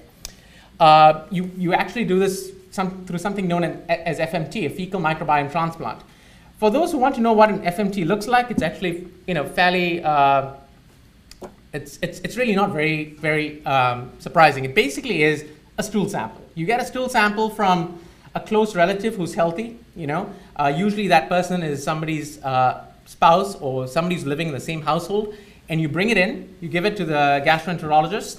This is literally a stool sample in a styrofoam box or a Pyrex container that hopefully one doesn't use again. And then the gastroenterologist takes that sample, puts it into a blender, mixes the blender, and takes out the aliquot, puts that into through a colonoscopy, and ministers it to the patient, and that has a 93% success rate in eradicating C. diff. A company decided that they were going to try and monetize this, and that's the name of the company here. It's called OpenBio, and they basically have healthy donors that have chosen to donate, obviously for a fee, and these are very lean, healthy donors. And they sell this shipment now, and patients obtain this, and it's very effective at eradicating C. diff. The efficacy rate in the eradication of C. diff is about 97%. So what we did was we wanted to know whether or not we can actually use this to try and treat patients. So we've obtained stool samples from PD-1 treated patients. So these are patients who've had outstanding responses to checkpoint inhibitor therapy. So definition of cure as is currently conceived. So more than 2 years from initial treatment, no evidence of disease. They've agreed to donate samples and very kindly agreed to be stuck to give us some blood to make sure we don't have any infectious agents present in the blood. The samples are screened, they're tested. If anybody's interested, we can show you what the lab looks like. I promise it doesn't smell. And we're using that to treat patients who are unfortunately not quite responsive to the agent as one would hope. And that's essentially the basis of this study. It's it's a fairly large study, but it's not as large as we would like, but it's fairly large. We're really looking for people who have not had a good response to checkpoint inhibitor therapy up front and that are amenable to getting this as an investigative product. We're looking for 2 cohorts of patients, one with, one without liver lesions, and these patients get a Keytruda that is given as a standard drug, but they're also getting this investigational product that we are making that is FDA, that is being made under an IND, that is an investigational new drug product from the FDA, being made in a lab run by Dr. Zoro and I up on the first floor. And they get 1 administration of this, and we check their stool to make sure that this product that we're administering both transforms the stool and also that this transformation is maintained while they're on this study. And what we're looking to see is whether this actually does transform the stool the way a microbiome is transformed in the context of fecal microbiome transplants. So really, this is now completely all the rage. Melanoma, immune therapy, and the microbiome is really something that is completely transforming the field. That's our study on clinicaltrials.gov in case anybody thinks we're blowing smoke. And it's actually currently been featured in a bunch of different publications as well. So we're very excited about this study. It's a subject of some major grant funding that Dr. Zoro has gotten, sort of these $1 million grants. But the point is, it's not quite enough because we actually need to show proof. And so the question is, what can you guys do to help us? The first thing is, we need more donors. We would not be this far if we didn't have these 25 patients who've given us stool samples. But 25 is not enough. We would like 50, 60, 70, 80 donors because the key proof of concept lies in the stool from patients who've done really well. Currently, across the entire country, there are about between 15,000 patients who've been adequately treated with PD-1 monotherapy and have obtained an outstanding response. So if you know of anybody who's done really well in this treatment, or if you're one of these patients and you've able to help us, just contact us. There's actually somebody who's in charge of the study. That's me. That's my cell phone number. You can call me at any time if you'd like to donate. I was going to say that we'll come and pick it up, but I don't quite know about that. I will arrange for it to be picked up. Sydney, who's the clinical trial person in charge of the study, coordinates this. You can email her at any time. She also is very, very keen to respond. And really, honestly, this is one of the easiest samples that you can donate. It doesn't hurt, right? I mean, everybody knows that it doesn't hurt. 2, you produce it almost every day, and if you aren't, well, you need to take some Senna, Colace, or Miralax. And 3, you know, it's free, right? You know, you have to go. And the other thing is, you know, if you're very interested, if this is something that's sort of up your alley, you know, please feel free to call us, talk, or at any time. You know, Dr. Zora and I are available at any point in time, and you know, just let other people know about it. You know, if you think that this is something that's sort of up your alley, get in touch with us, and we're happy to have you talk about it or answer any questions you might have about the study. So with that, we're very, very grateful to many members of the melanoma team, Dr. Kirkwood, Dr. Najar, Dr. Zroor, but also the FMT lab, which is up and running now on the first floor, and the lab members from Dr. Zroor's lab who are actually helping us to do this. And you know, this is not possible without everybody in the clinic, from Melissa, Ashley, Catherine, all these people that you guys are actually contacting. They actually, the frontline people actually help us with the study. So thank everybody, and we'd also like to thank the patients who've really made a difference. We're actually treating our first patient in 2 weeks, and he's coming here all the way from Ohio to be treated. So if anybody's any questions, please get in touch. Great. Thank you, Diwakar. Any question? Oh, yeah, somebody at the back. Gut microbiome?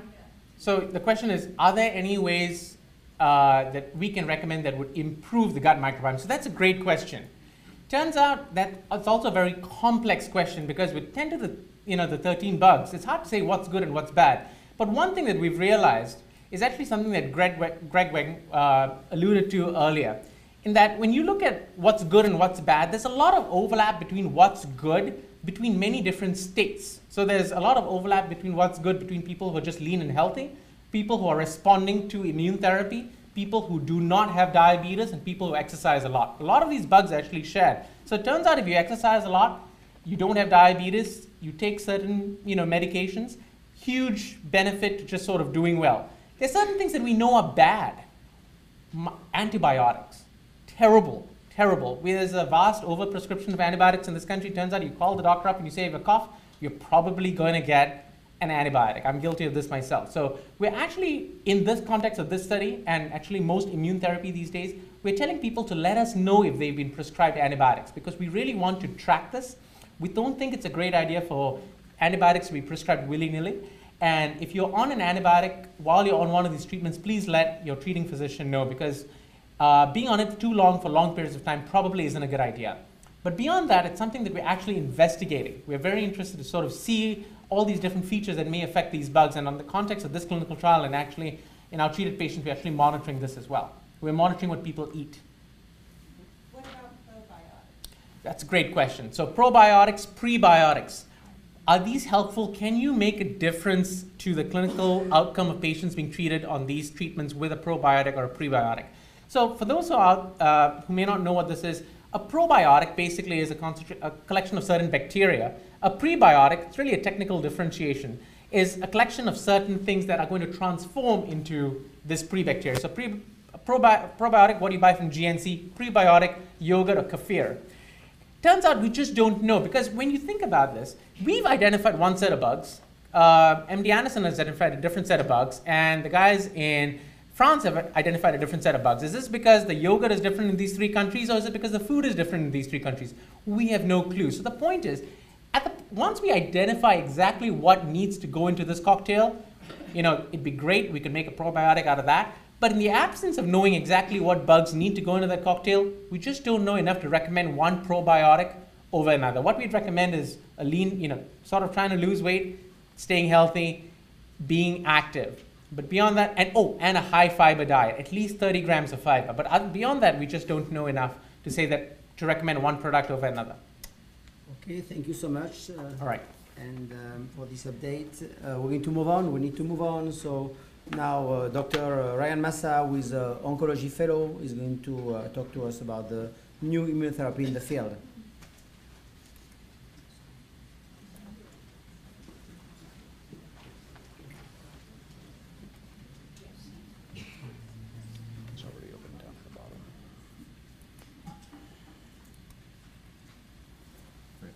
Thank you. My name is Ryan Massa. I'm a second-year oncology fellow here at UPMC Hillman Cancer Center. Did my training here earlier as well, discussing new immunotherapy treatment options today. So the framing of the topic, new immunotherapy treatment options, is interesting because a lot of the drugs we're using as standard of care, these checkpoint inhibitors we've been talking about all day, are actually still fairly new. So I thought I'd take a step back and use this as an opportunity to discuss the history of cancer immunotherapy, going back over 100 years, and really focus on the mechanism of immune checkpoint blockade. And then we'll discuss the currently approved but still new treatment options that we use, as well as the immunotherapy that's in development under clinical trial investigation. So in 2015, a few years ago, the American Society of Clinical Oncology, our professional organization, announced cancer immunotherapy was the advance of the year, which is very exciting. And then in 2016, immunotherapy 2.0 was the advance of the year.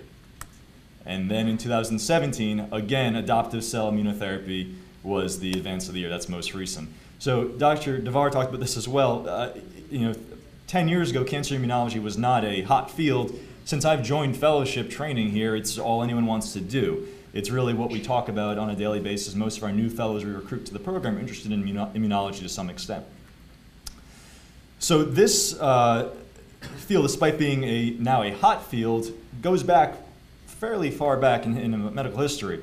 So in the early, or in the late 19th century, William Cooley was a surgeon in New York who became interested in case reports of patients with a type of tumor called sarcoma who were observed to have some shrinkage in their tumors following a bacterial blood infection. And he hypothesized that this decrease in tumor size might actually be due to the bacteria infection causing the immune system to become revved up and attacking the tumor. This is the front page of his publication investigating this idea from 1893. And he investigated this by injecting a bacteria called Streptococcus, or strep infection, into patients and published his results in 1893. So we've moved on since then. So this was 19th century. 100 years later, BCG, which is a kind of bacteria, was developed for the use in bladder cancer. So in certain kinds of localized bladder cancer, BCG is instilled directly into the bladder, and it stimulates an immune response. So similar to that initial concept that Dr. Cooley identified 100 years previously. And this is still used today, BCG for localized bladder cancer.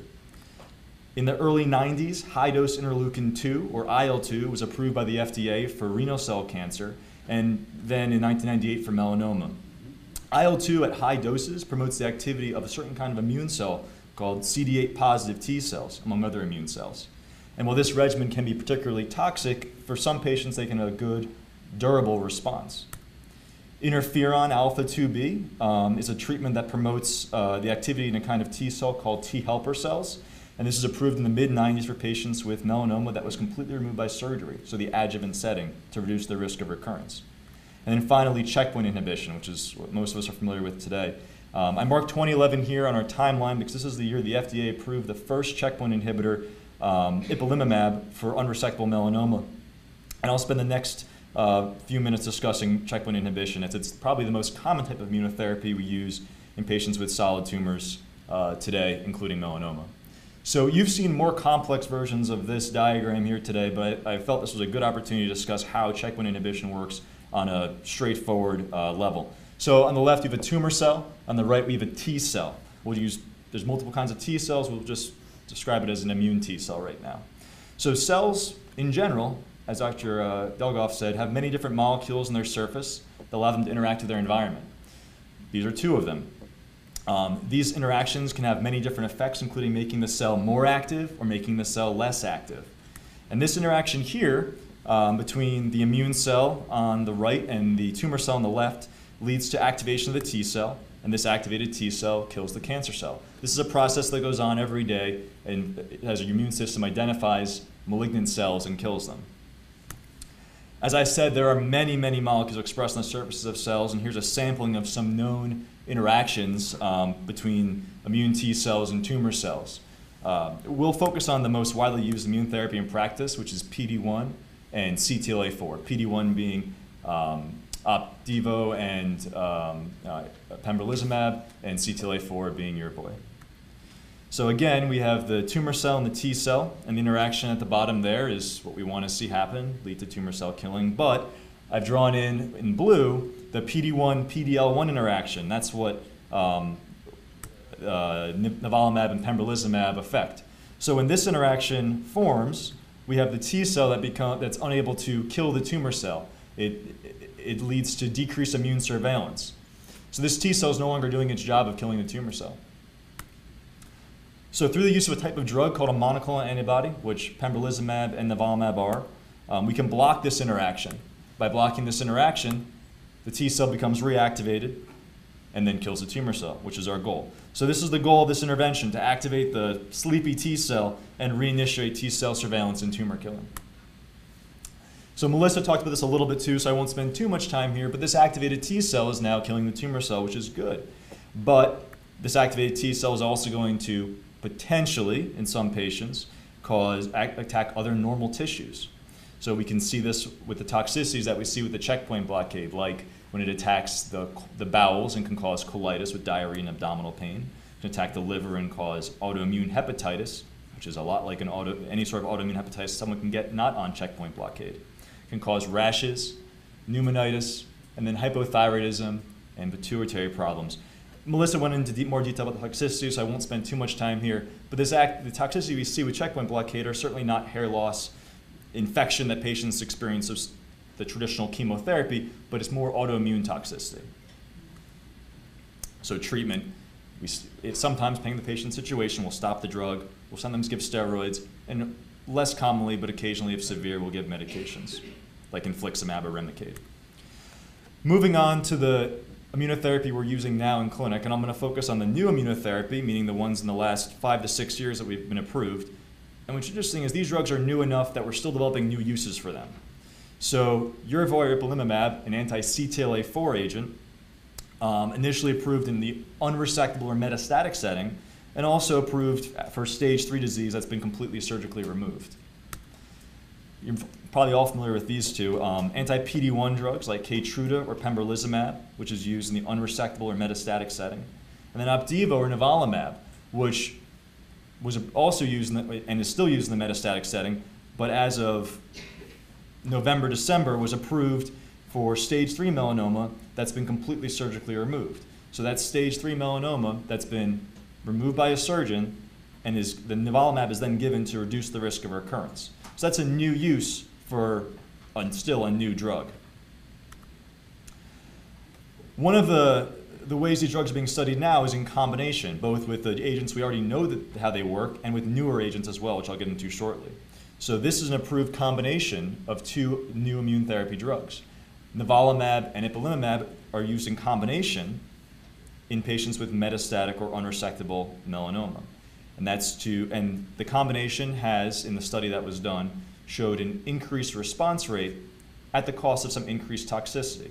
So a lot of our physicians who see melanoma in the clinic, who are experienced with these drugs, will have different ways of interpreting this data, whether some patients will be given both these drugs up front, some will have a drug added on later, and it depends on the patient's situation. In combination, in summary, there's probably increased benefit, but some increased toxicity as well.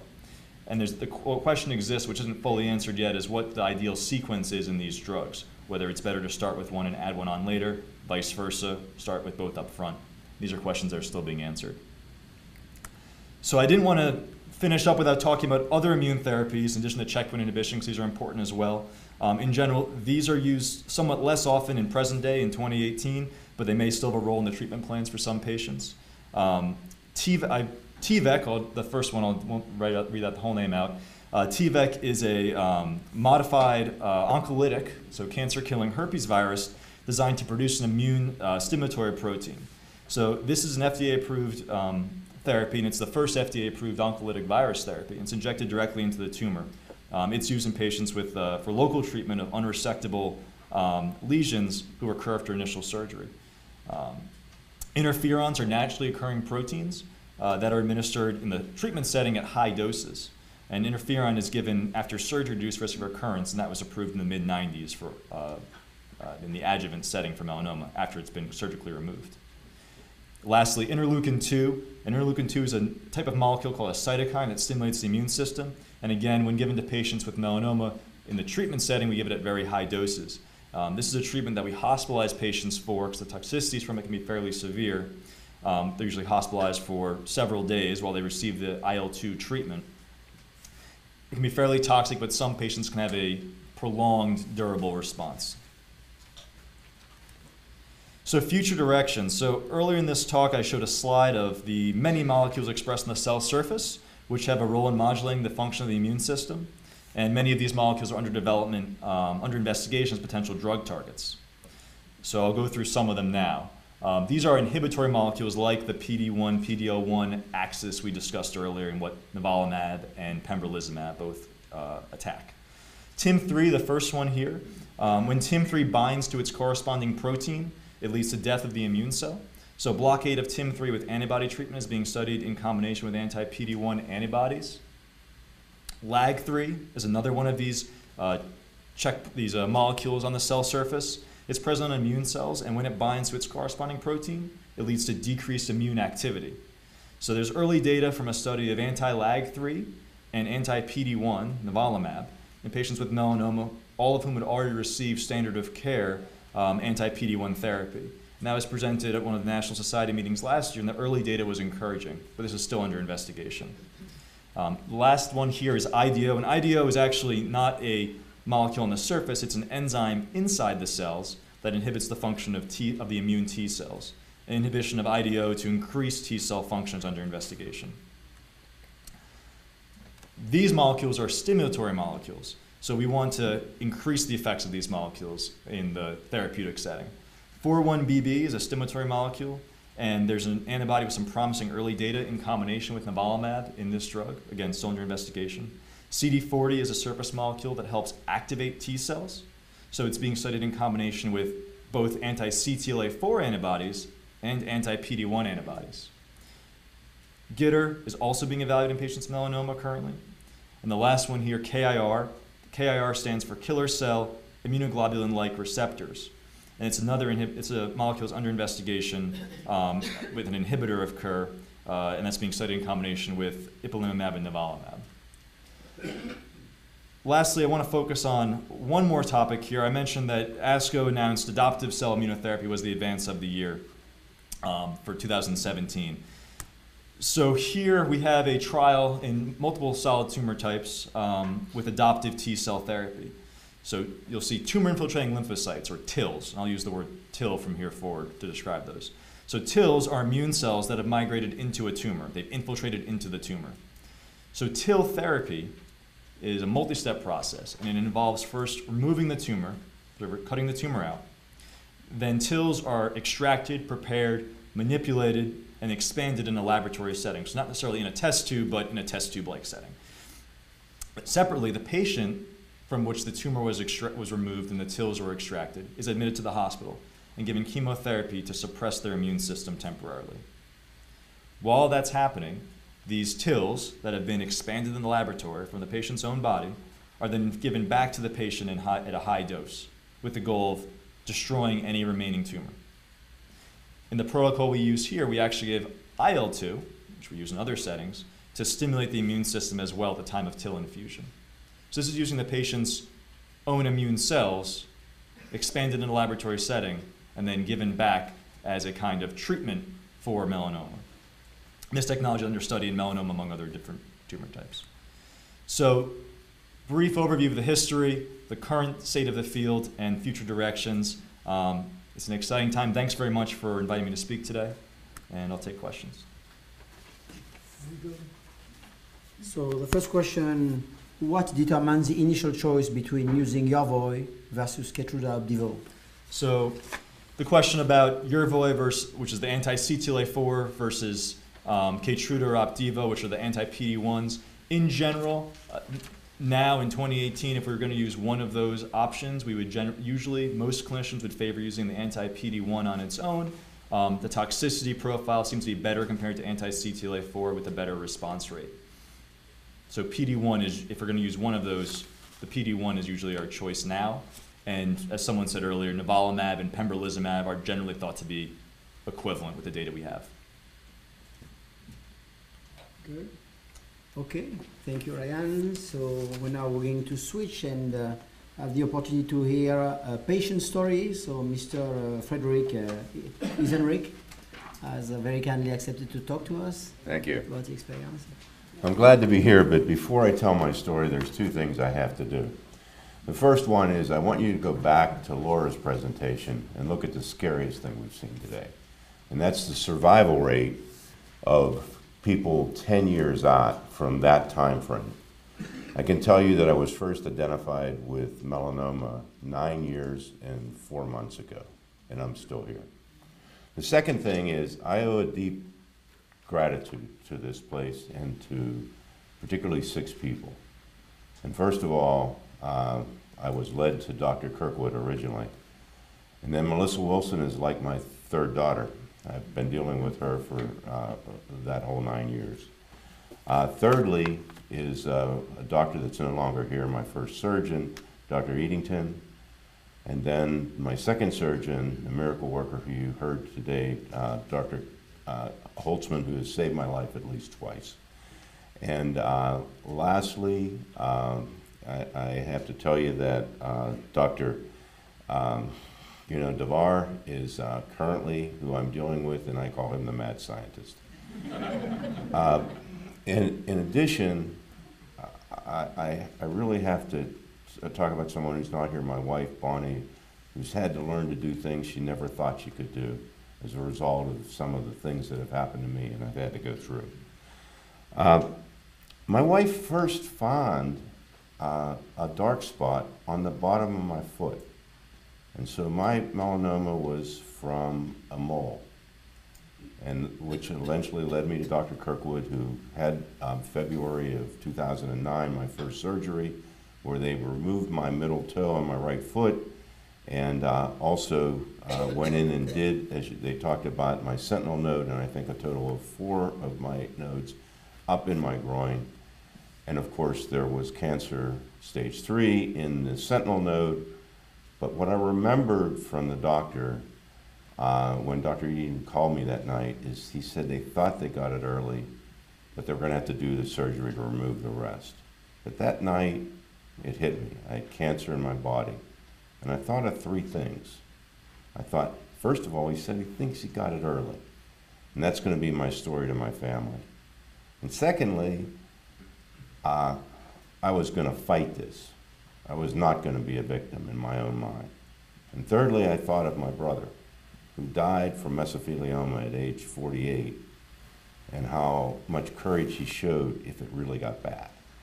Now, I never got to the kinds of treatments because of got to that stage because of everything that happened. Second surgery was a month or 2 later, and then after that, Dr. Kirkwood put me on interferon for a year. This 20 dosages, it was 19 dosages of the heavy duty stuff, and then I was to self-inject. After the 11th treatment, I went into AFib. Dr. Kirkwood said, your heart just can't take this drug, these heavy doses, but we think you can go on the others. I did go into AFib. Eventually I had to have a defibrillator. As a result, it wasn't just, I had heart problems to begin with, I guess, and this just exacerbated that. I did have some of the other symptoms. I don't even remember them all, but I know in that year I lost 38 pounds. But then everything went well, but it came back in 2012. I had 4 different surgeries on my foot before they got it all. My wife, who had to treat it every day, said after that last surgery, she could see the bone at the bottom of my foot. And I went into that last surgery thinking I was going to lose my big toe, but Dr. Eddington was able to save that. But it came back again, and it was again up in where my lymph nodes were, and there was to be surgery, and I went back to Dr. Eatington, and he said it wouldn't cure it unless there was a game plan. Well, Dr. Kirkwood had a game plan. That game plan was to put me on IPI. So I went on IPI, and I had all the side effects. And probably the two worst were to my gland, where it gave me intense headaches, but they put me on the heavy-duty steroids for that, and my knees were a heck of a lot better than they had ever been in 20 years. And also, the worst part of it was a really bad 5 or 6 week bout with colitis. And, but I got through that and things improved, but you know, you've heard it before, melanoma has a tendency to come back. It's kind of like that old song, the cat came back the very next day.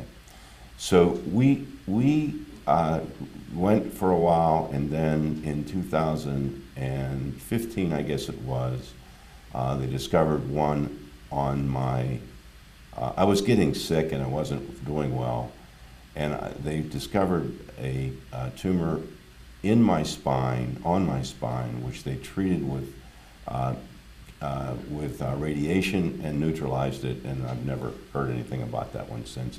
But there was others that we discovered through a camera that was put down through my system in my, you know, in my gut, in my small intestine. And they watched that for a while, and that year I was not well at all, and my daughter got married. I was hospitalized because I fainted because my blood count was down. I finally decided to operate, and that's when, you know, Dr. Holtzman came in, and I only wanted one thing out of him: just let me get through without a coloscopy bag. So he goes in and he operates, and he finds all this infection. And the first thing he thinks about is, oh, I told this guy he wasn't going to end it with a coloscopy bag. Well, somehow he pulled it off. And I didn't have that, but I had a really wide cut. I had to have a pump, wear that for a month. I remember going to the movies and people looking around wondering what that sound was. It was my pump. But I was basically homebound for most of the time that I was on that pump. But I got over that and that surgery, but it came back again in 2016. We watched the tubes that were in my gut, and then from one scan to another, they grew 20%.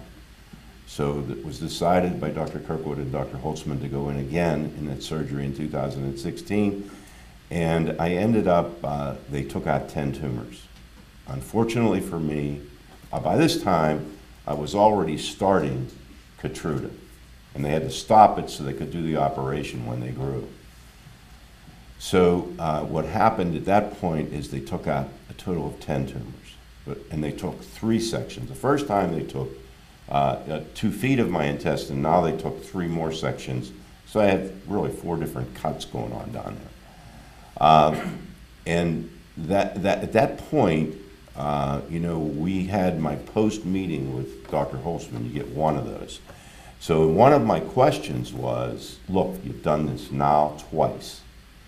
How often can you do this? Now, my daughter Amy, who's here, had baked cookies for both Dr. Kirkwood's office and Dr. Holtzman's office, and he came in on a sugar high and wanted a recipe for one of the cookies. And so when I asked that question, his answer was, how often can your daughter bake cookies? Because there's a lot of intestine there, which gave me some hope.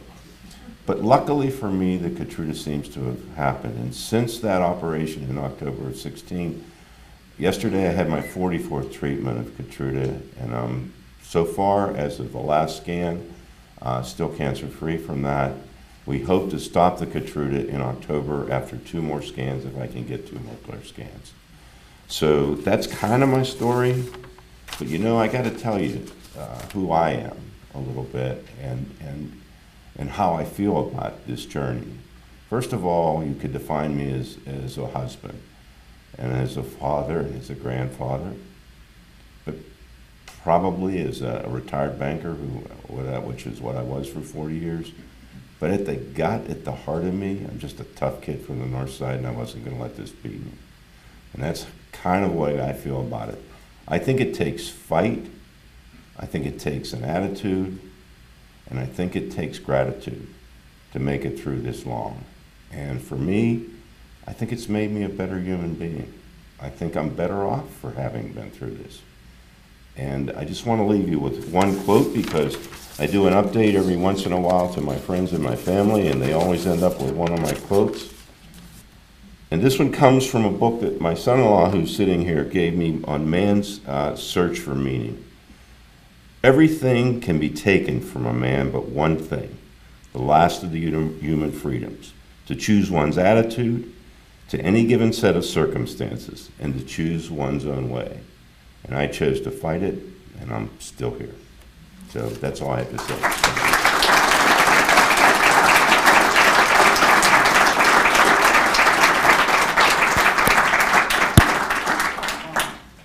Fred, thank you so much. That really was inspiring, and I think it's really all of you that inspire all of us, and it's that attitude that you, I think, embodied, which is really the basis of this huge avalanche of new therapies.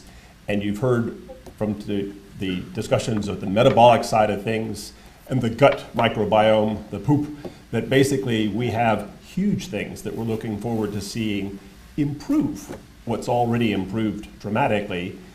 And so thank you for that really wonderful and uplifting story, because I think it's that which inspires us to do what we do. And I hope all of you realize things are changing. And this is a freight train that's picked up speed and is likely this time next year to have even more to relate. And it's really with the goal of curing, of not seeing this tumor come back at all, that we do what we do. Hassan, any final comments? So, I do. Sam, we'll turn it back to Sam then. So I have to say I was incredibly moved by that. So for somebody who started this journey many years ago, it's amazing how much is out there and is available, and how many people are surviving with this disease, either through treatment or hopefully their past treatment. And I just want to remind all of you, there's a team of people out there who are supporting you. You have your healthcare providers.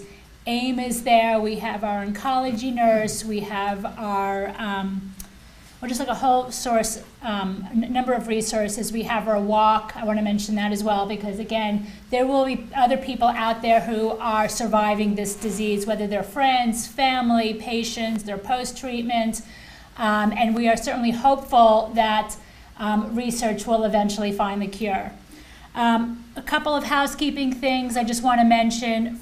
We did videotape the presentations today. The Q&A will not be on it, but the presentations will be. If you've registered for the event and we have your email, you will be getting that link. It may take a couple of weeks for us to get it to you, but it is there. I want to remind you that we have many other events coming up. We have two actually this spring. We have several in the fall. And they're going to be, and we've had some in the past. For example, we were just at MD Anderson. I hope to have those links available in 2 or 3 days. All of that information is on that page that you registered. There are many different topics, everything from your inherited risk, surviving past treatment, physical fitness, nutrition. So if you are looking for or you want to join us via live stream, I want to encourage you to doing that. I also want to encourage you to complete those evaluation forms. If you're live streaming, when you get your thank you link, there'll be a link where you can answer it. As I indicated, we have a number of events coming up this fall. We have not determined agendas, and your feedback on the types of topics that are being discussed is incredibly important.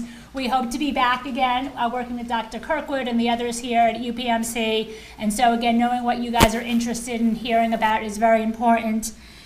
Thank you very, very much. Again, remember, we are there to support you. Thank you.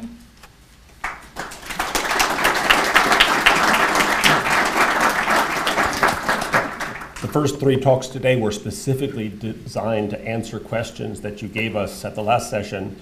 We will do it in a year. If one of your suggestions was do it more frequently, that's also an option. We haven't really thought when later in the fall. But I think to let us know what areas you have questions about that we did not address will help us to make it better next year. Thanks again.